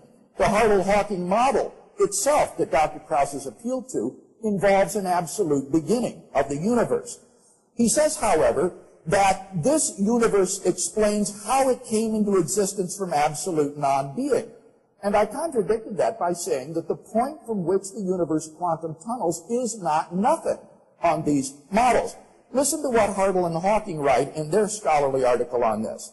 They say the volume vanishes at the north and south poles, even though these are perfectly regular points of the four geometry. One therefore would not expect the wave function to vanish at the vanishing 3 volume. In the case of the universe, we would interpret the fact that the wave function can be finite and non-zero at the 0-3 geometry as allowing topological fluctuations of the 3 geometry. So they're clearly not talking about something coming from nothing. Indeed, I mean, think about it, folks. There is no physics of non-being. That's absurd. There's only a physics of things that exist, that are real. So it's impossible for physics to explain how being could arise from non-being. There is no physics of non-being. And therefore, given that the universe did have an absolute beginning, I think it fairly cries out for the existence of a transcendent cause of the universe, which is most plausibly identified as God, rather than some abstract object. What about the fine-tuning of the universe? Here, Dr. Krauss attacked one example of fine-tuning, the low entropy condition, and he says that this is explicable by a mechanism that determines the fine-tuning. I beg to differ. Robin Collins, who has occupied himself extensively with this, writes, the universe started in a very low entropy state. It is enormously improbable for the universe to have started in the macro state necessary for the existence of life. The various ways of avoiding this improbability are all highly problematic.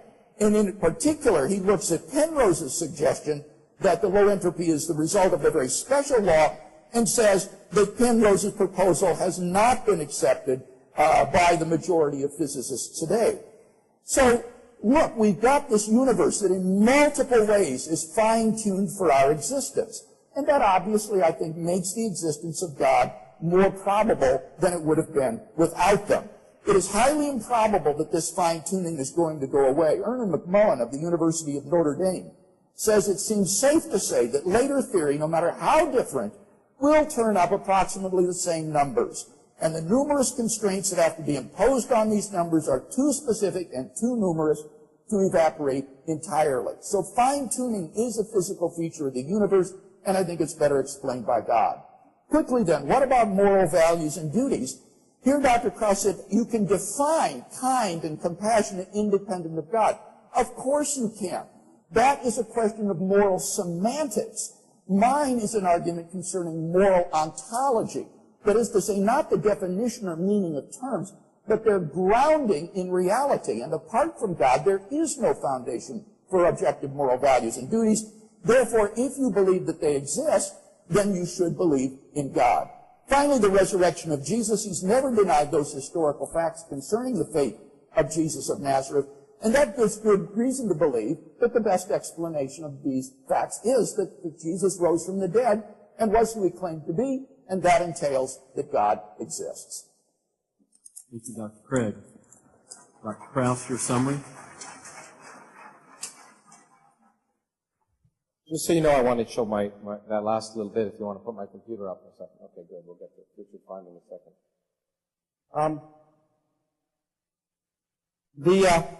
The 5 points that Dr. Craig has made. Contingent beings. Somehow he argues that natural phenomena cannot explain things which didn't have to exist. It's something I find remarkable. Many things didn't have to exist. You didn't have to exist here on Earth, but we understand a series of steps by which you were caused to exist naturally, including a large comet that killed that fell in the Yucatan and killed the dinosaurs, making an evolutionary age for mammals. None of that was required. But more importantly, in fact, if you wish, contingent beings, in fact, must exist in a universe whether or not there's a God.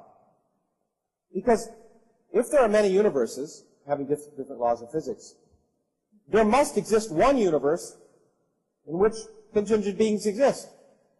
And you can ask yourself, in which universe will those people ask the question? They'll ask the question in the universe in which they exist.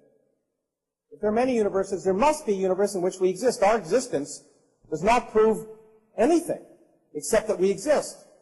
And in fact, it's required if that existence is at all possible. In fact, the laws of physics tell us that which is not prohibited is required. That which is not impossible must happen somewhere. That's the other amazing thing about the universe. The strangest things are happening every second because those things which don't violate the laws of nature are required. And in many universes, if there's one universe in which life can exist, it will exist, and then it will ask itself the question, why do I exist? The origin of the universe. There are no, first of all, let me point out, there are no contradictions. I totally agree. There are no contradictions with infinities that I know of. No mathematical contradictions. I don't like it physically, but it's possible. And if it's true, I'll have to learn to live with it. I'll just have to learn to live with it. I don't know if it's true. I'll find out. I do repeat, however, unfortunately, Dr. Craig, when he talked about the fact that the wave function is not zero at the boundaries, is interesting, but the wave function is not a physical quantity. It's a mathematical quantity that determines probabilities. So what it's saying is that the probability of creating a universe is not zero. Great. That means the probability that something will come from nothing is not zero without God. By the very example he used. The fine-tuning, I wish I could clarify this for Dr. Craig. In fact, Alan Guth, who he keeps invoking like a mantra, developed a theory, which is the only theory we have that explains, I was going to show you the data, it explains all the data in cosmology. It's a beautiful theory. It's called inflation. It's a theory that arises naturally given the laws of particle physics. And it's a theory where the entropy of the universe increases by 10 to the 80th in a time frame of 10 to the minus 35 seconds. Naturally, by known laws of physics. It is, in fact, the way we believe the current entropy of the universe developed, because it's so beautiful, and it also explains what we see. There's no problem creating entropy. There's also no problem creating space. There's no problem creating energy. You can have a universe with fine energy get bigger and bigger and bigger. Because gravity has something called negative specific heat and negative pressure. It's really weird, but it's true, whether or not Dr. Craig likes it or not. Those aspects that he finds peculiar about our universe are in every way that I know of understandable by known dynamical physical processes. Moreover, the universe we live in is not fine-tuned for life. No one knows that because we do not know the different kinds of life that can exist. As for morality, he assumes I assume there's no objective reality of morality. I've never said that. I don't know where he gets that idea. But what I do claim is that whether morality is objective or not is a question for us to determine. And objective morality does not require God because, in fact, for the reasons I said earlier, God, if God exists, is not, if there's objective morality, then God doesn't have the freedom to determine the morality, decide that it's compassionate and kind. Well, some people think it's compassionate and kind to sexually molest and disfigure young women. It's compassionate and kind to ensure that they do not enjoy sex. That's compassionate and kind. Their God tells them to do it. Okay? I think you would agree that we just should get rid of the middleman and decide what's compassionate and kind on the basis of common sense. As for the resurrection, let me make it clear right now. By far, since all of the evidence, the historical evidence, is determined by anecdotal eyewitness arguments made by eyewitnesses 50 years after the fact, it is far more likely that the resurrection is imagined than real. Just as I think Dr. Craig would argue it's far more likely that Muhammad didn't rise to heaven on a horse, but someone said he did, and people believed it. And the fact that people believe it, the fact that people are willing to die for it now, means nothing any more than it does in the fact that people are willing to fly planes into New York because they believe that someone rose on a horse to heaven. And I know Dr. Craig doesn't believe that because I've heard it. So none of these arguments he's given give evidence for anything except a wonderful universe that we are trying to understand. Thank you, Dr. Krauss.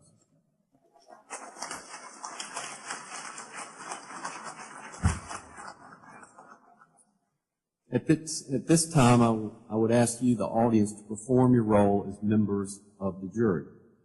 Arguments have been presented.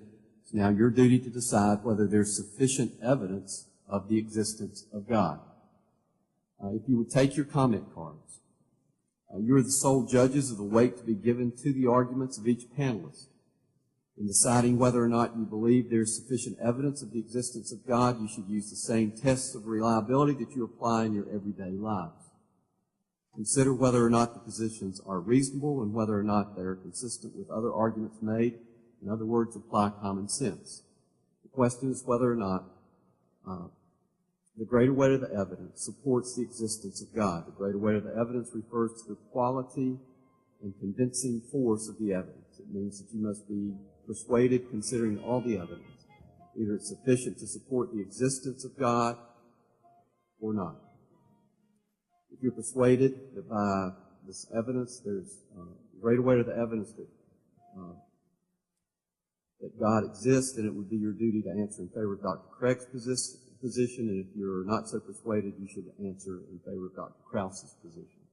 After you've voted, please fill out the remainder of the comment card. Feel free to provide any honest comments you have about tonight's program, and at the end of this program, you will be able to drop your cards in a bucket as you leave. It'll take just a minute to allow you to do that.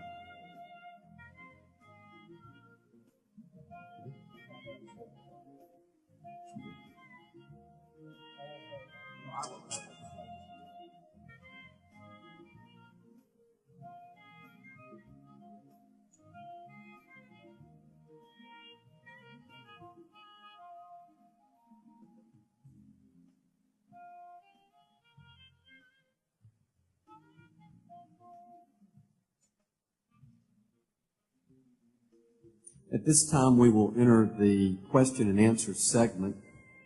During the question and answer segment, you'll be given the opportunity to ask questions of our panelists. Let me emphasize that this is a time for you to pose a question and not a time for you to make a statement. If you launch into a commentary, I will interrupt you. The panelists to whom you address your question will have 2 minutes to answer, followed by a 1-minute rebuttal by the opponent. We will alternate microphones.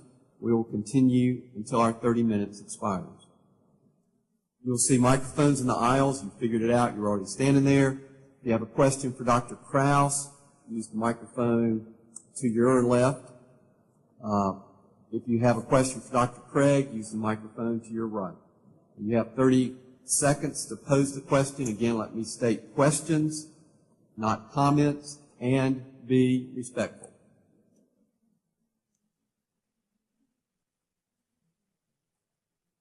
Panelists, are you ready? Sure, why not? Okay, we'll have the first question.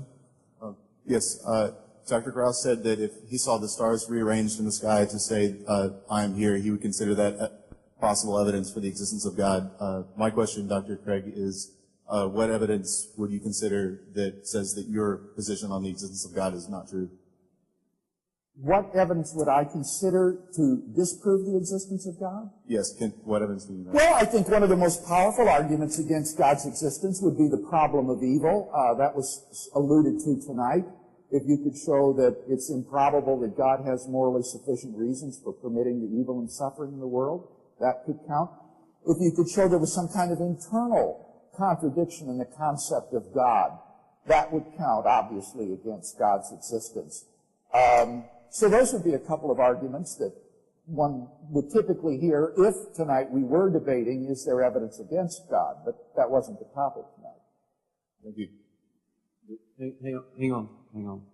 I get my minute? That's correct. I'll be even stronger, or actually I'll be the opposite, of course. I don't think you can disprove the existence of God. That's the problem. I think it's absolutely impossible to disprove the existence of God. There's evidence, positive evidence of the type I claimed, or God making a YouTube video during an era when there's actually an ability to record evidence, not just hearsay. And so I think I can't disprove the existence of God any more than as Bertrand Russell said, I can disprove the possible existence of a teapot orbiting Jupiter right now. I can't disprove that right now. Can't. But on the basis of everything we know, is it likely? That's the kind of question we can ask.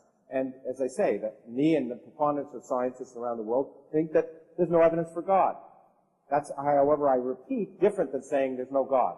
I didn't come here to say that. I just asked if there's evidence. Okay. Thank you. We'll hear from this side. My question is for Dr. Krauss. You touched on this a little. Arguments for religion often fall into two categories. The first arguing that for the existence of God. The second arguing that if a God exists, it would care about us or be the God of a particular religion. Which class of arguments do you find weaker? Those saying that God exists, or those stating that given the existence of God, it would be a particular God? Thank you. Well, I think the second argument is clearly weaker because the only difference between the atheist and a Christian is that the Christian is an atheist about every other religion, and if I called myself an atheist, just one more religion I don't believe in. But the point is, I actually think deism, the possible existence of a divine intelligence, is not an implausible postulate. And I won't argue against it. It could be. I mean, the universe is an amazing place. The question is there evidence for that? That's what we tried to debate. So I think the possible existence of a divine intelligence is perfectly plausible and addresses some of the perplexing issues associated with the beginning of the universe. And it may indeed, ultimately, we may find that it's required. But the relationship between that and the specific God that some people believe in here and the specific God that other people believe in here is obviously a problem, because not everyone can be right. And everyone believes this fervently. Most people who are fundamentalists in their religions believe this fervently, that their religion is right and everyone else is wrong. And they can't all be right. And the point is that they're probably all wrong. In fact, I should say it more clearly. Science is incompatible with the doctrine of every single organized religion. It is not incompatible with deism, but it is incompatible with Christianity, Judaism, and Islam if you take literally the doctrine and completely the doctrine of the scriptures of those religions. I'm not sure I understood your question. Could you rephrase it? So the question is about whether or not you think the evidence for a general God existing is better than the argument saying, given a God existing, it's the God of one religion. Okay. Well, I don't think the way people argue for particular religions is the way you described it. But I do think there's a multiplicity of arguments for monotheism or deism, as Lawrence Krauss described it. And the first four arguments I gave would be arguments for a kind of generic monotheism, a creator, a designer, a necessary being, a ground of moral values. The fifth argument that I gave would be the one to say that this God has revealed himself, especially in Jesus of Nazareth. So I think there are more arguments for theism in general than there are for any specific type of theism. But that being said, the evidence for Christian theism is actually very good, especially when it comes as the capstone to a case in which you've established a creator, a designer, a ground of moral values. Then to say that that being already proved has revealed himself in Jesus, I think becomes very plausible in light of the resurrection. Thank you. We'll have a question from this side now. Hi, Dr. Craig. Hi. Throughout this debate, I noticed you concentrated on formal logic instead of science, which talks about the evidence. My question is, through logical argumentation, how would you prove a necessity of purpose or grand design if you were to assume that there was an ultimate cause? How would I argue for the existence of purpose and design? The necessity of purpose or grand design. Well, I'm not sure I would argue for the necessity of them. What I would argue is, as I did in my debate with Richard Dawkins, is that if God does not exist, then ultimately there is no purpose for the universe. But that if God does exist, then it follows that there is purpose for the universe because God created it for a reason. So I would see the question of purpose as depending on the existence of God. It's a conditional claim. If atheism is true, we exist to no purpose, everything will perish in the heat death of the universe. But if there is a God who exists, then that provides grounds for thinking that he has created the world for a reason. And on Christian theism, it's for the reason that we can know God personally and be in relationship with him. The fulfillment of human existence is found in relation to God. So I see the question of purpose in life, or meaning to existence, as deriving from the question of the existence of God. Let's see. What is amazing? Well, I don't think formal logic can prove anything about the universe. Formal logic is a methodology, but if we relied only on formal logic, we wouldn't have modern science. We need to explore. We need to let the universe tell us how it behaves. Then we apply rational logic and mathematics. But so formal logic alone doesn't prove anything. Let me make that quite clear. It often leads to, when it comes to the real universe, false conclusions. But the interesting question is, the universe appears purposeless. Everything you can see about the universe, everything about we know about the universe appears as if it doesn't exist for us. It appears, so God created a universe that looks like a universe that, in fact, we are just completely insignificant, a vast universe of hundreds of billions of galaxies made of stuff that isn't us, that wouldn't be any different if we weren't here. The universe would be essentially identical. So the question is, does a universe that appears to be without purpose? The answer is, I don't know. But that's the way it appears. And so God may have just made it appear that way because he wants to trick us. I don't know. Thank you, Dr. Krauss. Next question for Dr. Krauss. Dr. Krauss, if infinity implies there's a contradiction, then there must not be infinity. And if God is infinite and there's not infinity, then there must not be. Then, like, according to that logic, there's not God. Is that logic correct? And how does it affect the evidence presented in the debate? Well, it's an interesting question from a variety of words. First of all, I repeat, infinity is not inconsistent. It's a well-defined mathematical quantity, and we use infinities in physics all the time to calculate things.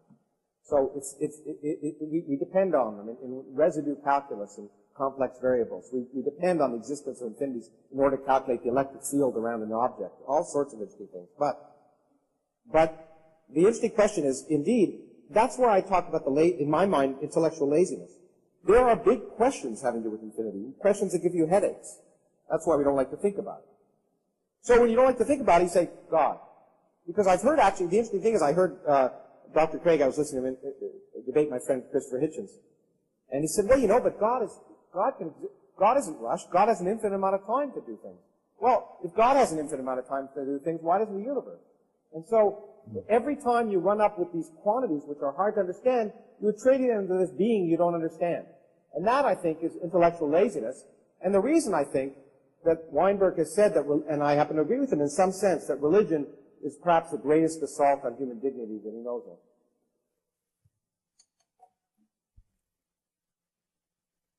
What I argued is that while the concept of the actual infinite is a useful and consistent concept in set theory and transfinite arithmetic, it cannot be translated into the real world, because in transfinite arithmetic, you have certain rules that prohibit certain operations like subtraction and division, because when you try to subtract infinity from infinity, you get self-contradictions.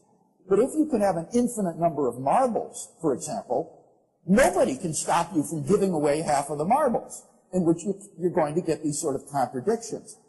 So, of course, infinity is a well-defined concept given its rules. Now, does that mean that God can't be infinite? The infinity of God is not a mathematical concept. That is a qualitative concept, not a quantitative concept. It means God is omnipotent, omniscient, eternal, necessary, all good. Has nothing to do with mathematical infinity. Similarly, when we say God has infinite amount of time to do things, what I meant, Dr. Krauss, is he has potentially infinite time in the future. But we're talking here about whether the past can be actually infinite. That's very different. Thank you. Next question for Dr. Craig. Dr. Craig. Yes. Scientific theories make testable predictions. For example, Newtonian gravity predicted the existence and location of Neptune. You're going to have to talk slower and more clearly, please. Okay. Here's a question.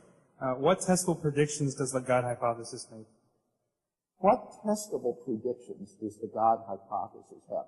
Well, if Christianity is true, we should find that the evidence supports that Jesus rose from the dead.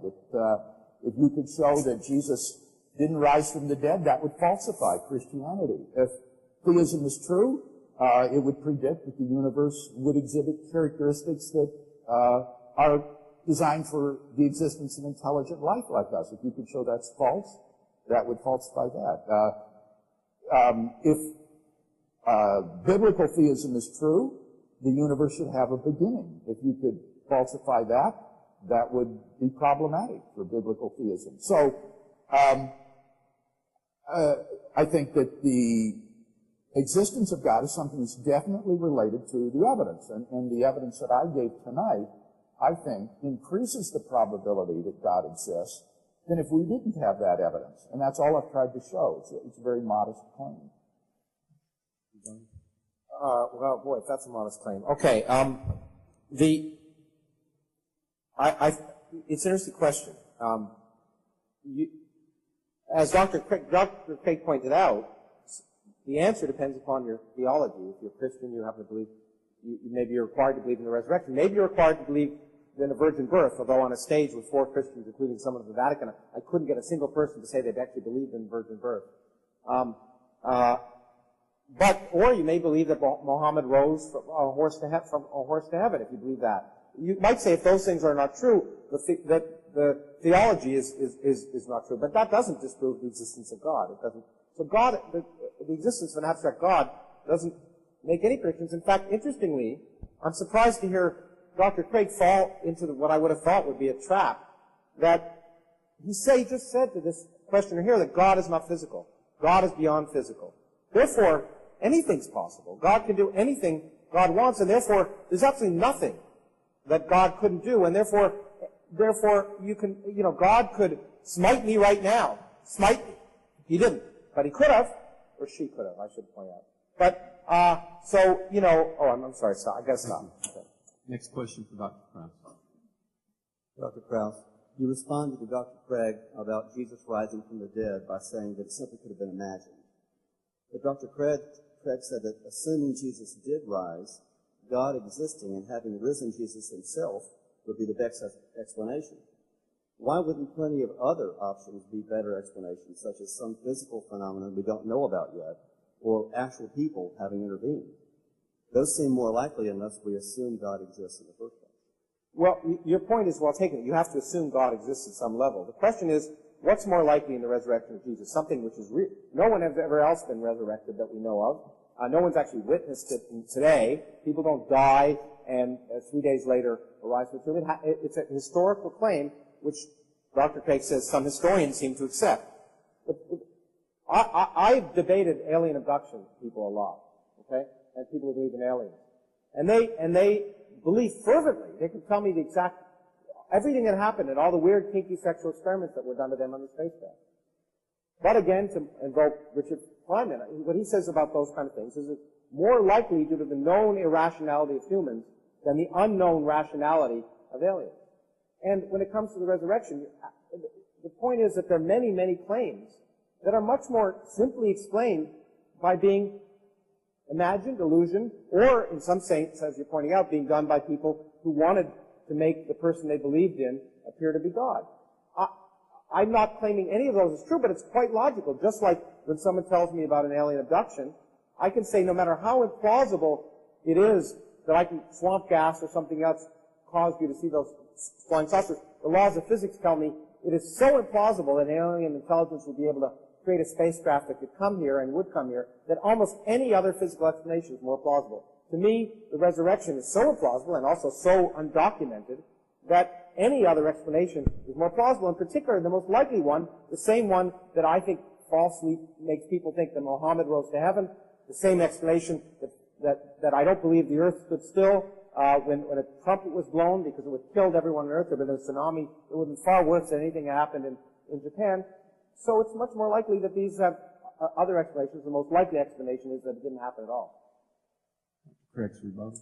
The historical facts that undergird the inference for Jesus' resurrection are agreed to by most New Testament historians today. The empty tomb, the post-mortem appearances, the origin of the Christian faith. This is not undocumented. These are not in themselves supernatural. And these are accepted by the wide majority of New Testament historians. So the question is, how do you best explain them? And what I would invite you to do is to look at the work that I've published, as well as others who have written on this, as to comparing the other explanations, like conspiracy theory, the disciples stole the body, apparent death theory, the hallucination theory. Down through history, there have been a multiplicity of counter explanations of these facts, and none of them has commanded the adherence of a great number of scholars, because they all fail in terms of their explanatory scope, their explanatory power, they're ad hoc, they're implausible. They all fail those standard tests for historical explanation that historians use.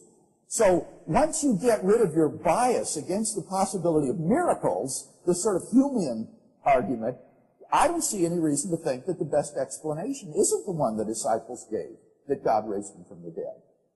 Thank you. The next question is for Dr. Craig. Dr. Craig, if the divine commands of God are the objective basis in moral values, how do we find out those commands? And how do we gain access to those objective moral values and know that we've correctly done so? Thank you for this question, because it helps us to draw a distinction that is so often misunderstood and blurred. I said in my last speech, I'm talking about moral ontology. That is to say, what is the foundation in reality for moral values and duties? I'm not talking about moral semantics, the definition of moral terms. Neither am I talking about moral epistemology, which is your question, how do we know the moral values and duties that we have? There, I am completely open to any sort of moral epistemology that someone might want to suggest. Moral intuition, divine revelation, logical inference from the intrinsic value of human persons. I don't carry any brief for any particular moral epistemology. My argument is simply that in the absence of God, we don't have any ground for affirming the existence of objective moral values and duties. And I think that's the position that Dr. Krauss is committed to in view of his determinism and his scientism.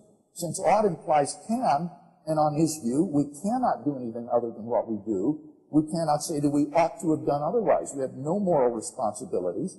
And moreover, since science cannot establish the objectivity of moral values, it follows that we have no moral values that are objective either. So in a world determined by this sort of scientific naturalism, there just are no moral truths. It's a moral anti-realism. And if you find that implausible in light of your moral experience, then I think you should agree that God exists. So that's the only argument that I'm making tonight, and not one about some moral epistemology. Thank you, Dr. Craig. Krauss. That's okay. People always confuse it. Let's see. Dr. Craig keeps telling me I have scientism. That means that I think there's nothing other than science, and of course that's wrong.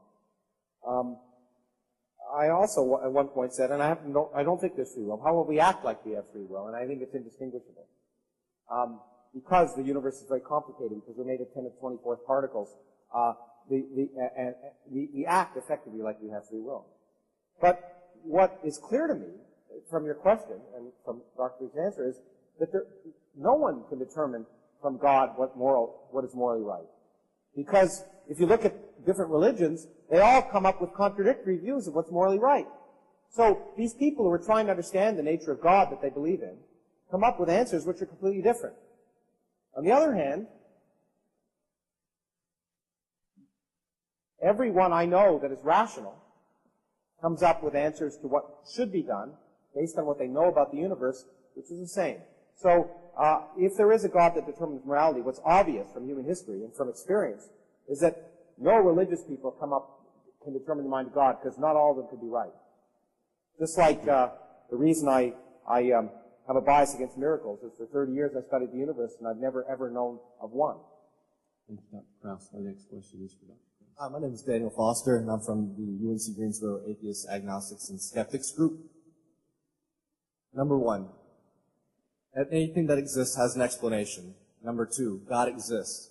Number three, if God exists, a cosmic fluffy crushiness is the explanation. Number four, a super cosmic fluffy crushiness exists. Dr. Krauss, can you explain why that is equally absurd as Dr. Craig's first point in his presentation? I thought you were making a comment. I was sure the judge was going to stop you there, but well, look. I think the point you're making. Let me rephrase it in a way that I understand. Is that the question has to arise: what's the cause of God? If everything has an explanation, what's the explanation of God? And you can always ask. You can be like a child and continue to ask that question ad nauseum. Why? And the interesting thing is we don't know the answer. But what seems to me is that what people say is, I get tired of asking that question, so I'm going to stop and just call it God. And that's what bothers me. It just seems intellectually lazy. Because I don't know if there's an ultimate answer. There may be no ultimate answer. That's what I was going to show from Feynman. There may be no ultimate answer to the universe. There may be no ultimate theory. But at some point, if I just stop and throw up my hands and say, God, it's just a lazy way of saying, I don't know. Well, what's lazy is to stop arbitrarily when you get to the universe. That's what's committing the taxicab fallacy, to accept the principle of sufficient reason everywhere else until you get to the universe and then arbitrarily stop there. The theist doesn't arbitrarily stop when he gets to God as the explanatory ultimate. God has an explanation of his existence. Everything that exists has an explanation, either in the necessity of its own nature or if it's contingent in an external cause. God exists by a necessity of his own nature. Even the atheist recognizes that. If a being has a cause, it isn't God, because God, by definition, is the metaphysical ultimate. So, when you get to God, you've reached a metaphysically necessary being which has no cause of its existence, and its existence is explained by the fact that it exists by a necessity of its own nature, just like mathematical objects and other abstract objects. And that's why you don't run into the slushy crush or whatever it is that you were talking about. It would be logically impossible for God to be caused by a slushy crush or whatever it is. I was just trying to escape the circular logic of what you just said. Thank you. Next question, Dr. Craig. I fear my question might be somewhat similar to his. A little louder, please. Yeah. I fear my question might be somewhat similar to his, but I'm going to go ahead and ask it anyway. So a lot of your argument was based on this question of eternity, how we cannot have an eternal past. Well, that was my second argument. That was only one that was based on... It's the one I like. It's the one I focused on. And that everything must have an external cause. And you said that this external cause was God. Now, wait, you're confusing two arguments. Pardon me for interrupting you. The first argument says everything that exists has an explanation, but that might be in the necessity of its own nature or in a cause of its contingent. The second argument says everything that begins to exist has a cause. But I've already said that some things don't have causes, namely things that exist by a necessity of their own nature. So why does God exist? They don't begin to exist. So don't run these arguments together or you're going to come up with self-contradictions. Yeah. So why does God exist by necessity of his own nature? Why is God not one of these abstract, why is God not one of these contingent beings? Why is God existent? Yeah, you're right. That is the same question the fellow asked, because the concept of God is that of a metaphysically necessary ultimate being. If you have a being that itself is caused by something else, you haven't reached God yet. You may have had small g gods, some humanoid sort of thing, but you haven't reached the concept of what God is, which is the creator of all reality, the metaphysical ultimate, a necessary being. So you're still dealing there with contingent beings. You've got to keep going higher. Let's have the rebuttal. Thank you. It's a good question. And I think the answer is, so Dr. Craig has defined God to be something that meets his question, his desire for necessity. So I define the multiverse to be that. Fine, the multiverse always existed. It is, without the multiverse, our universe couldn't have existed. Fine. Let him call it God, I call it the multiverse. My difference is that mine is motivated by physics, and his is motivated by myths that are thousands of years old. It's a difference. Question, Dr. Krauss.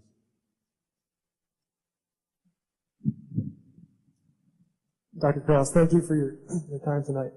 You have said you don't like philosophy, and also that belief requires empirical evidence. On what foundation do you hold to this claim of philosophical positivism? In other words, how do you know that we can only know by empirical falsifiable evidence? Can you prove this empirically? Look, I think you're overstating what I said. I believe the question before us was what was the word evidence. And I take evidence to be something which can be falsified. So, I do not deny that humans that there are many things. What Dr. Craig seems to think is that I think that there's nothing other than science that makes sense in the world. I don't think that at all. But when it comes to evidence, and things I can falsify, then the empirical methods are the ways to determine reality. It works. It's worked very well, and none of you would be here today if we hadn't relied on that methodology to to develop the modern world that we have. There are many things that I can't falsify. There are many things that as a human that I may feel, emotions that I may never be able to quantify, that I may never be able to falsify, but they're not evidence in the scientific sense. And to me, that's the question here. Not whether I believe I love someone, or whether I think I'm happy or sad. One day we may have an explanation of those things. I don't know. But I'm willing to believe that there's much more to the universe than science is appropriate to describe. That's perfectly possible. But science does what it does, and it determines nonsense from sense by testing. And that is the key.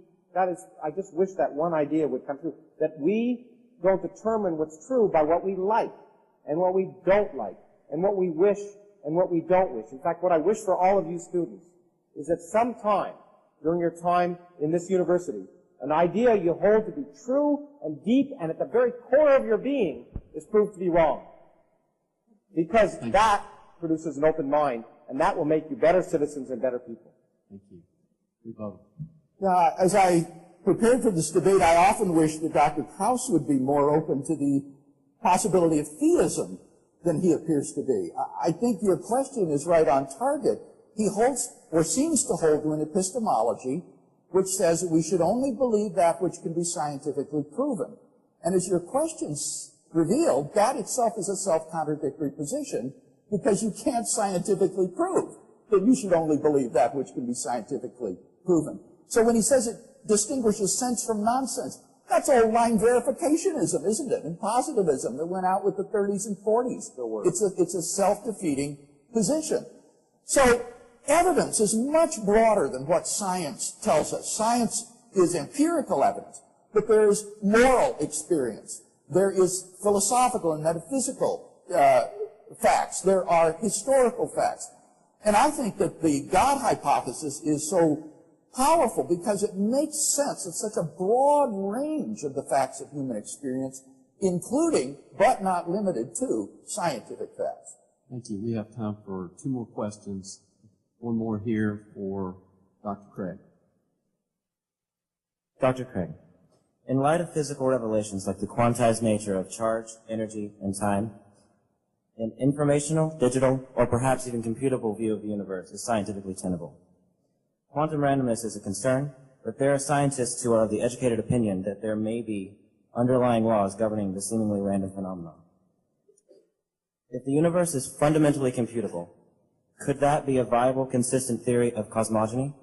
If so, what gaps are there left to fill for the God in the deterministic universe?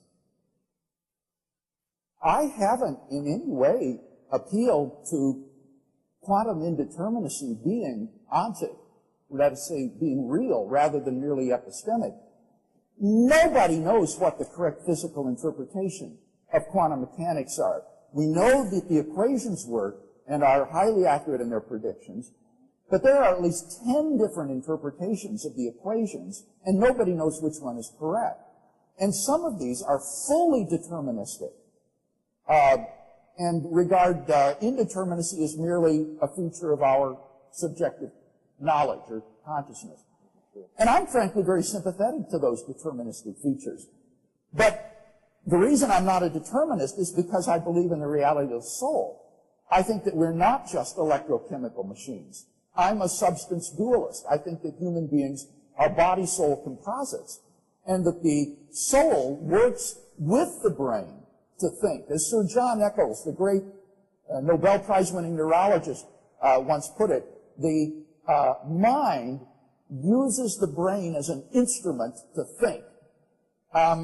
And so, given that you have this sort of view of human persons, I think that we don't live in a deterministic universe, that there is such a thing as free will, and therefore there are such things as moral duties and values.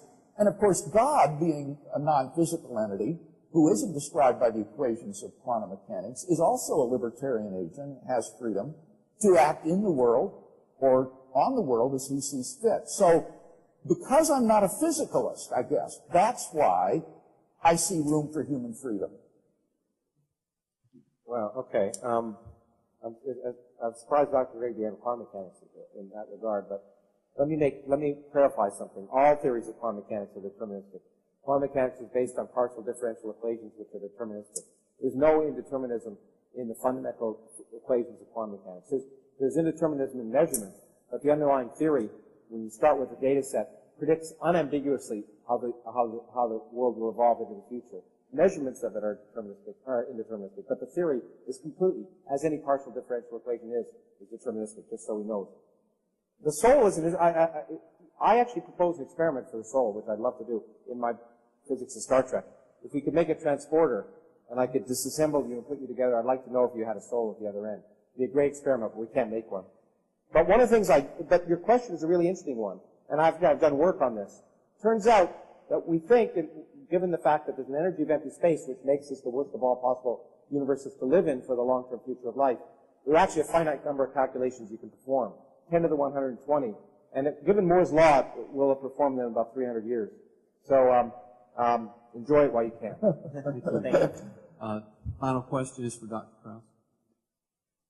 My question is, our universe came out of nothing. And if our universe came out of nothing, well, that must mean that other universes must have came out of nothing. So that means that our universe must exert a force, and that universe must exert a force on us.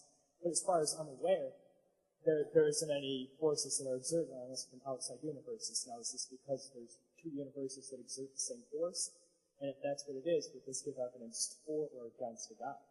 Well, it's a good question. It's a physics question. I like physics questions. The answer is you got it wrong. Okay? You're absolutely right. If our universe came from nothing, which is plausible, in fact, probably required, other universes could have come from nothing, especially if there's a multiverse, or even in fact in a free space, it's possible. But in fact, those universes will not exert any force on each other because they're causally disconnected. As far as we know, in fact, Einstein tells us that the forces we measure are restricted to propagate at the speed of light.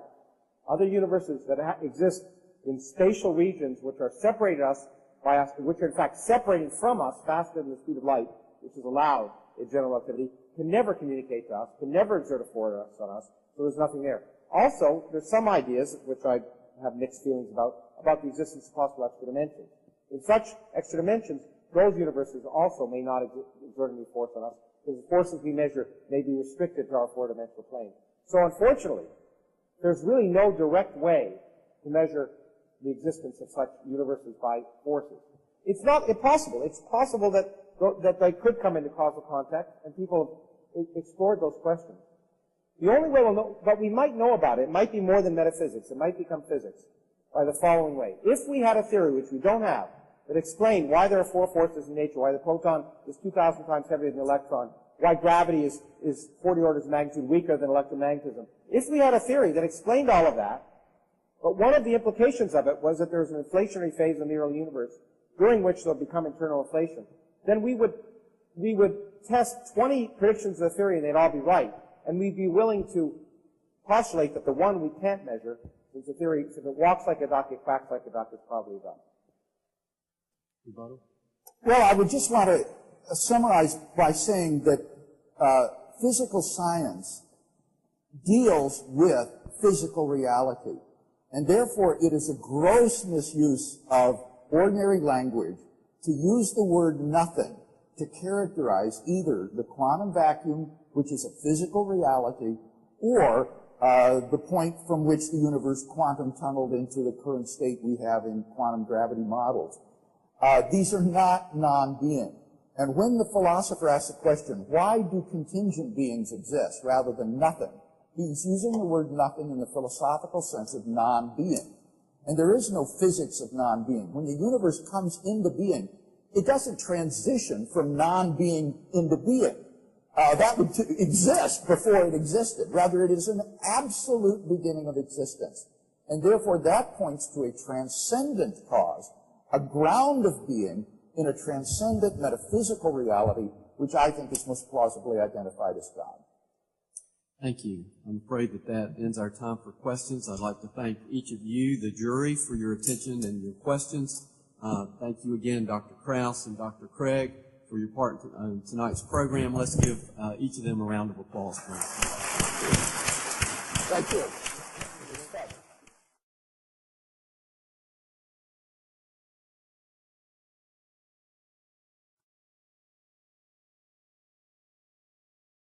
Appreciate everything they've done.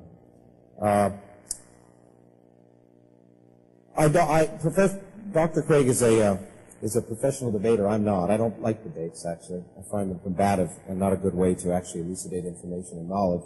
But I agreed to come anyway. Some people have said I'm brave. Some people I know are feeling I'm foolhardy. But actually, I want to compliment Dr. Craig for his bravery tonight.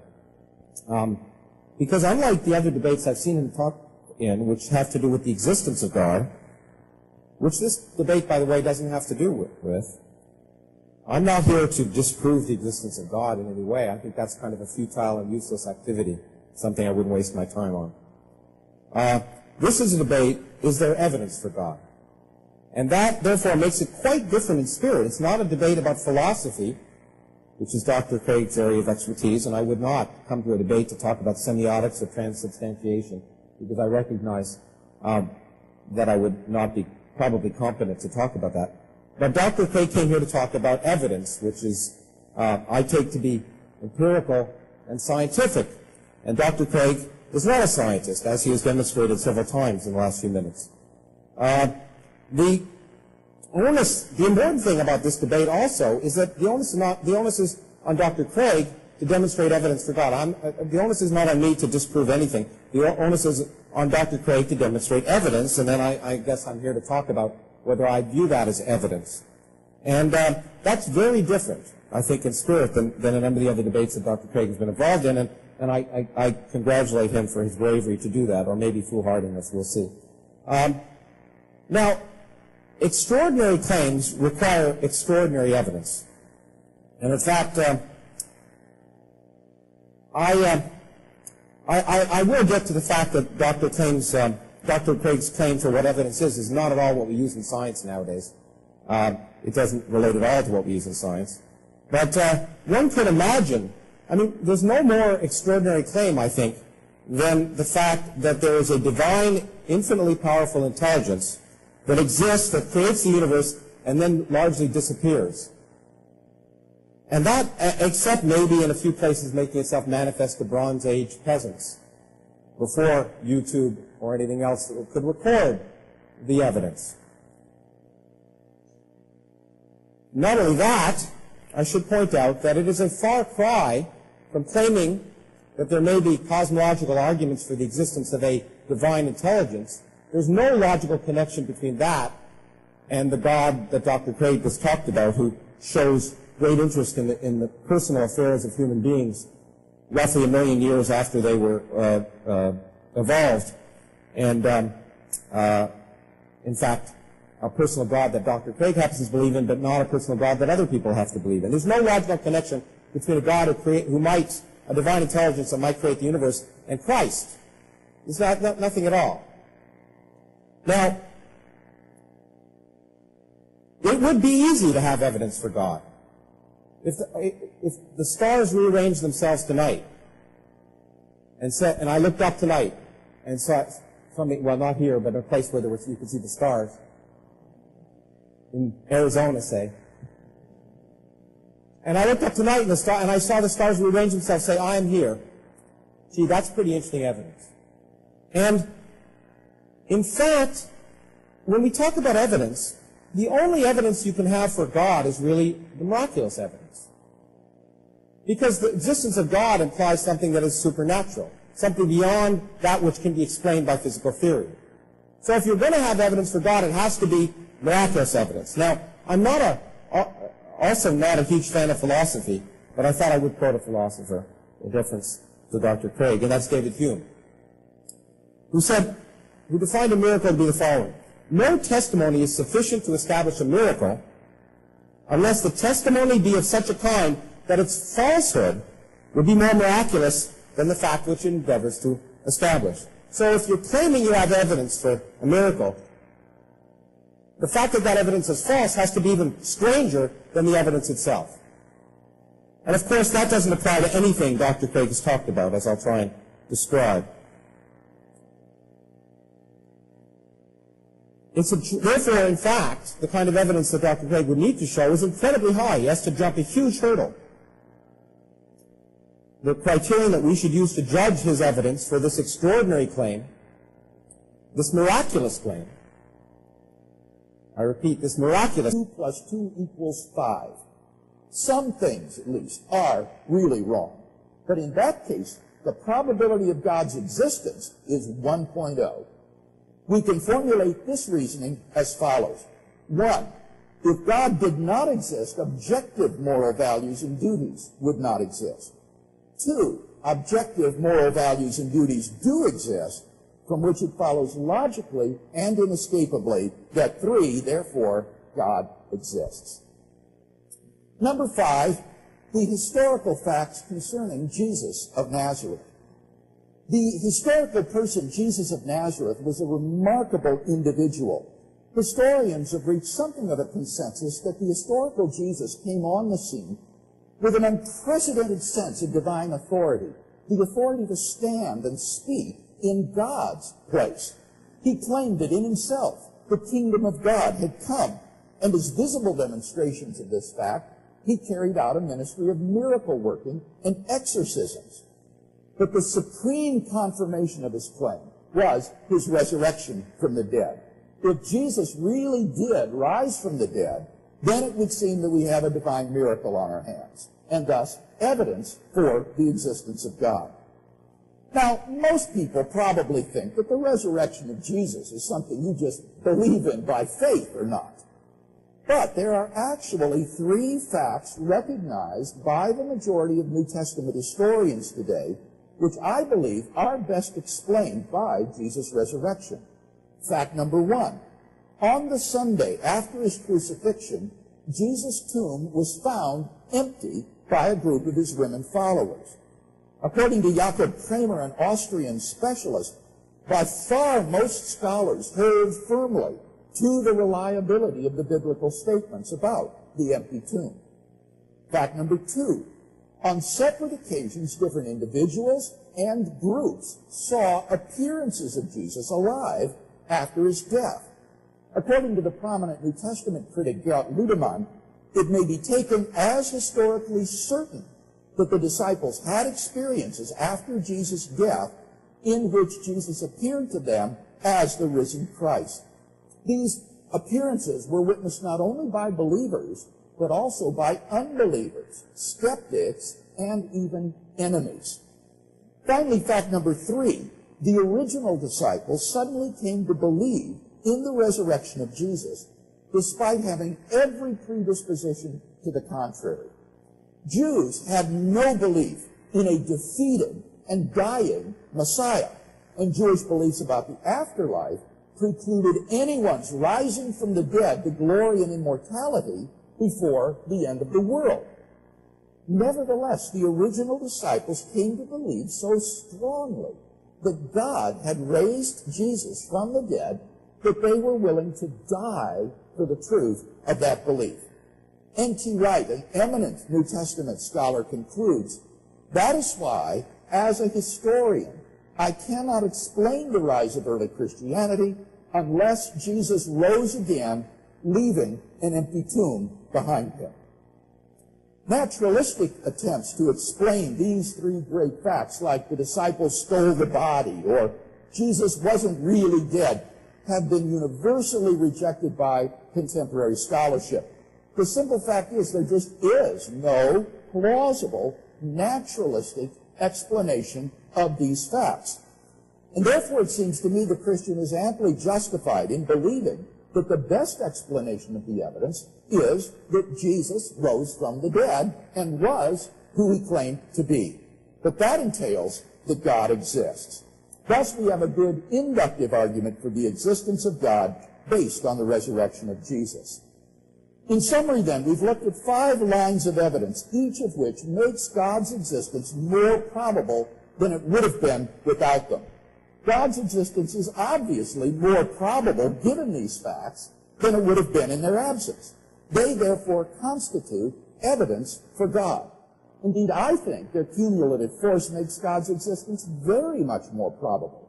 But that is an assessment which each one of us will have to make for himself.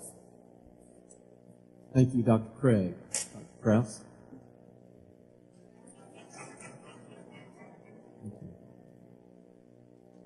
Hi there. Oh, good. That's up. Can you hear me? Good. Thank you, Dr. Craig. First, I want to thank Mark Stevens and the Campus Crusade for Christ, who've been remarkably hospitable and gracious to me during the short time I've been here, and I really is to be found in God. Number two, the origin of the universe. My first argument is consistent with the assumption that the universe is beginningless or eternal in the past. But is it? There are good reasons, both philosophically and scientifically, to doubt that the universe is beginningless. Philosophically, the idea of an eternal past seems absurd. Just think about it. If the universe never had a beginning, that means that the series of past events goes back to infinity, that the number of events in the past history of the universe is infinite. But mathematicians recognize that the existence of an actually infinite number of things leads to self-contradictions. For example, what is infinity minus infinity? Well, mathematically, you get self-contradictory answers. This shows that infinity is just an idea in your mind, not something that exists in reality. But that entails that since past events are not just ideas, but are real, the number of past events must be finite. Therefore, the series of past events can't go back forever. Rather, the universe must have begun to exist. This philosophical conclusion has been confirmed by remarkable discoveries in astronomy and astrophysics. We now have pretty strong evidence that the universe is not eternal in the past, but had an absolute beginning a finite time ago. In 2003, Arvin Board, Alan Guth, and Alexander Vilenkin were able to prove that any universe which has, on average, been expanding throughout its history cannot be infinite in the past, but must have a past space-time boundary. What makes their proof so powerful is that it holds regardless of the physical description of the very early universe. Because we can't yet provide a physical description of the first split second of the universe, this brief moment has been fertile ground for speculations. But the Bohr-Guth-Vilenkin theorem is independent of the physical description of that moment. Their theorem implies that the quantum vacuum state out of which our material state may have evolved, which some scientific popularizations have misleadingly and inaccurately referred to as nothing, cannot be eternal in the past, but must have a beginning. Even if our universe is just a tiny part of a much grander multiverse composed of many universes, their theorem requires that the multiverse itself must have a beginning. Speculative theories such as pre-Big Bang inflationary scenarios have been crafted to try to avoid this absolute beginning, but none of these theories has succeeded in restoring an eternal past. At most, they just push the beginning back a step. But then the question inevitably arises, why did the universe come into being? What brought the vacuum state into existence? Well, unless you're willing to say that the universe just popped into being, uncaused, out of absolute non-being, there must be a transcendent cause beyond space and time which created the universe. Clearly, then, God's existence is more probable given the beginning of the universe than it would have been without it. We can also formulate this reasoning in the form of a deductive argument. 1. Everything that begins to exist has a cause. 2. The universe began to exist, from which it follows logically that 3. Therefore, the universe has a cause. And again, as we've seen, the best candidate for such a transcendent cause is God. Number 3, the fine-tuning of the universe for intelligent life. In recent decades, scientists have been stunned by the discovery that the initial conditions of our universe were fine-tuned for the existence of intelligent agents with a precision and delicacy that literally defy human comprehension. This fine-tuning is of two sorts. First, when the laws of nature are given mathematical expression, you find appearing in them certain constants, like the gravitational constant. These constants are not determined by the laws of nature. Second, in addition to these constants, there are... Good evening. Delighted and honored to have the opportunity this evening to discuss with you the question, is there evidence for God? And I'm privileged to be doing this with such an eminent scientist as Dr. Krauss. I hope that the debate tonight will be both enlightening as well as entertaining. Now, at one level, it seems to me indisputable that there's evidence for God. To say that there's evidence for some hypothesis is just to say that that hypothesis is more probable given certain facts than it would have been without them. That is to say, there's evidence for some hypothesis H if the probability of H is greater on the evidence and background information than on the background information alone. That is to say, the probability of H on E and B is greater than the probability of H on B alone. Now, in the case of God, if we let G stand for the hypothesis that God exists, it seems to me indisputable that God's existence is more probable given certain facts, like the origin of the universe, the complex order of the universe, the existence of objective moral values, and so forth, than it would have been without them. That is, the probability of G on E and B is greater than the probability of G on B alone. And I suspect that even most atheists would agree with that statement. So the question, is there evidence for God, isn't really very debatable. Rather, the really interesting question is whether God's existence is more probable than not. That is the probability of G on E and B greater than 50%? Now, I'll leave it up to you to assess that probability. My purpose in tonight's debate is much more modest, to share with you 5 pieces of evidence, each of which makes God's existence more probable than it would have been without it. Each of them is, therefore, evidence for God. Together, they provide powerful, cumulative evidence for theism. Number 1, then, the existence of contingent beings. The deepest question of philosophy is, why do contingent beings exist at all?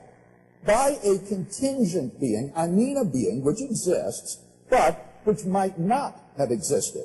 Examples? Mountains, planets, galaxies, you and me. Such things might not have existed. By contrast, a necessary being is a being which exists by a necessity of its own nature. Its non-existence is impossible. Examples?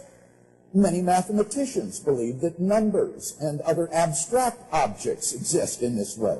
If such entities exist, they just exist necessarily.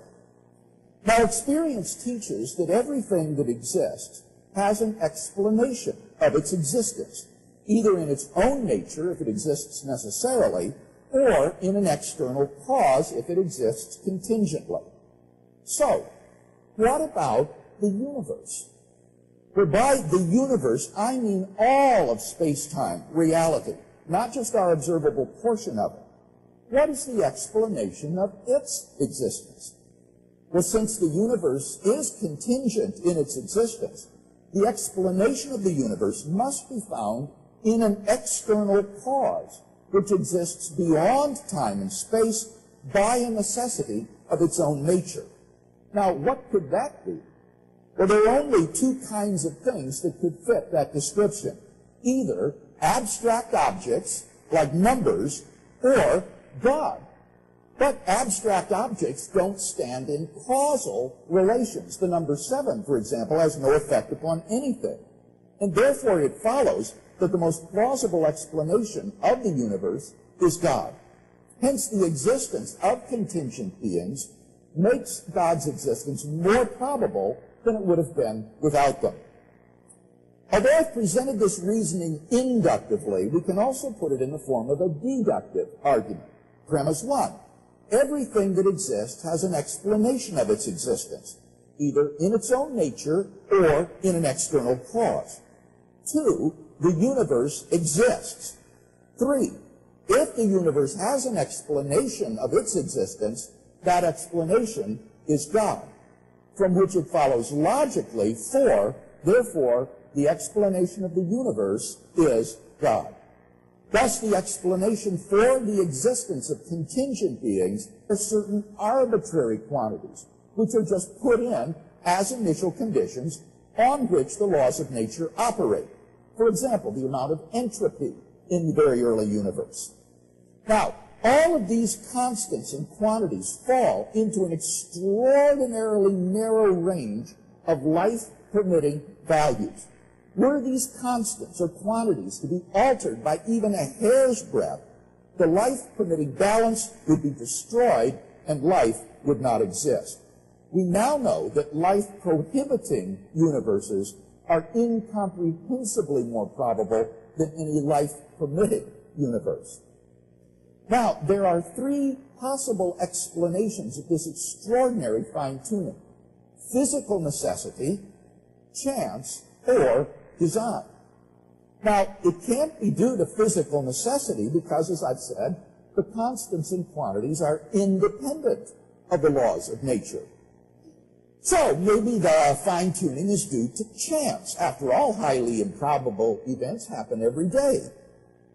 But what serves to distinguish purely chance events from design is not simply high improbability, but also the presence of an independently given pattern to which the event conforms.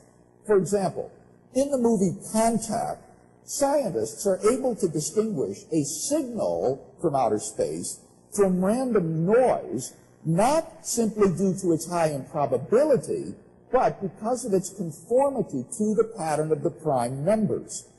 The fine-tuning of the universe for intelligent agents exhibits just that combination of incomprehensible improbability and conformity to an independently given pattern that are the earmarks of design.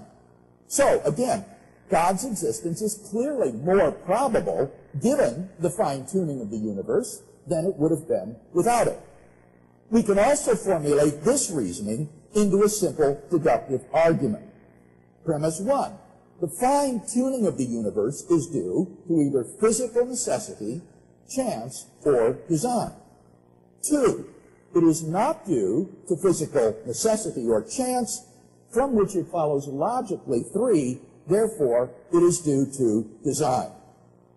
Thus, the fine-tuning of the universe implies the existence of a designer of the cosmos. Number 4, objective moral values and duties in the world. By objective moral values, I mean moral values which are valid and binding whether anyone believes in them or not. Many theists and atheists agree that if God does not exist, then moral values are not objective in this sense. For example, Michael Ruse, an agnostic philosopher of science, asserts, morality is a biological adaptation, no less than our hands and feet and teeth. Considered as a rationally justifiable set of claims about an objective something, ethics is illusory. Morality is just an aid to survival and reproduction, and any deeper meaning is illusory. On a naturalistic view, moral values are just the byproduct of biological evolution and social conditioning. Just as a troop of baboons exhibit cooperative and even self-sacrificial behavior because natural selection has determined it to be advantageous in the struggle for survival, so their primate cousins, Homo sapiens, have evolved a sort of similar behavior for the same reason. As a result of socio-biological pressures, there has evolved among Homo sapiens a sort of herd morality that functions well in the perpetuation of our species. But on the atheistic view, there doesn't seem to be anything about this morality that makes it objectively binding and true. But the problem is that objective moral values and duties plausibly do exist. In moral experience, we apprehend a realm of moral values and duties that impose themselves upon us. There's no more reason to deny the objective reality of moral values than the objective reality of the physical world.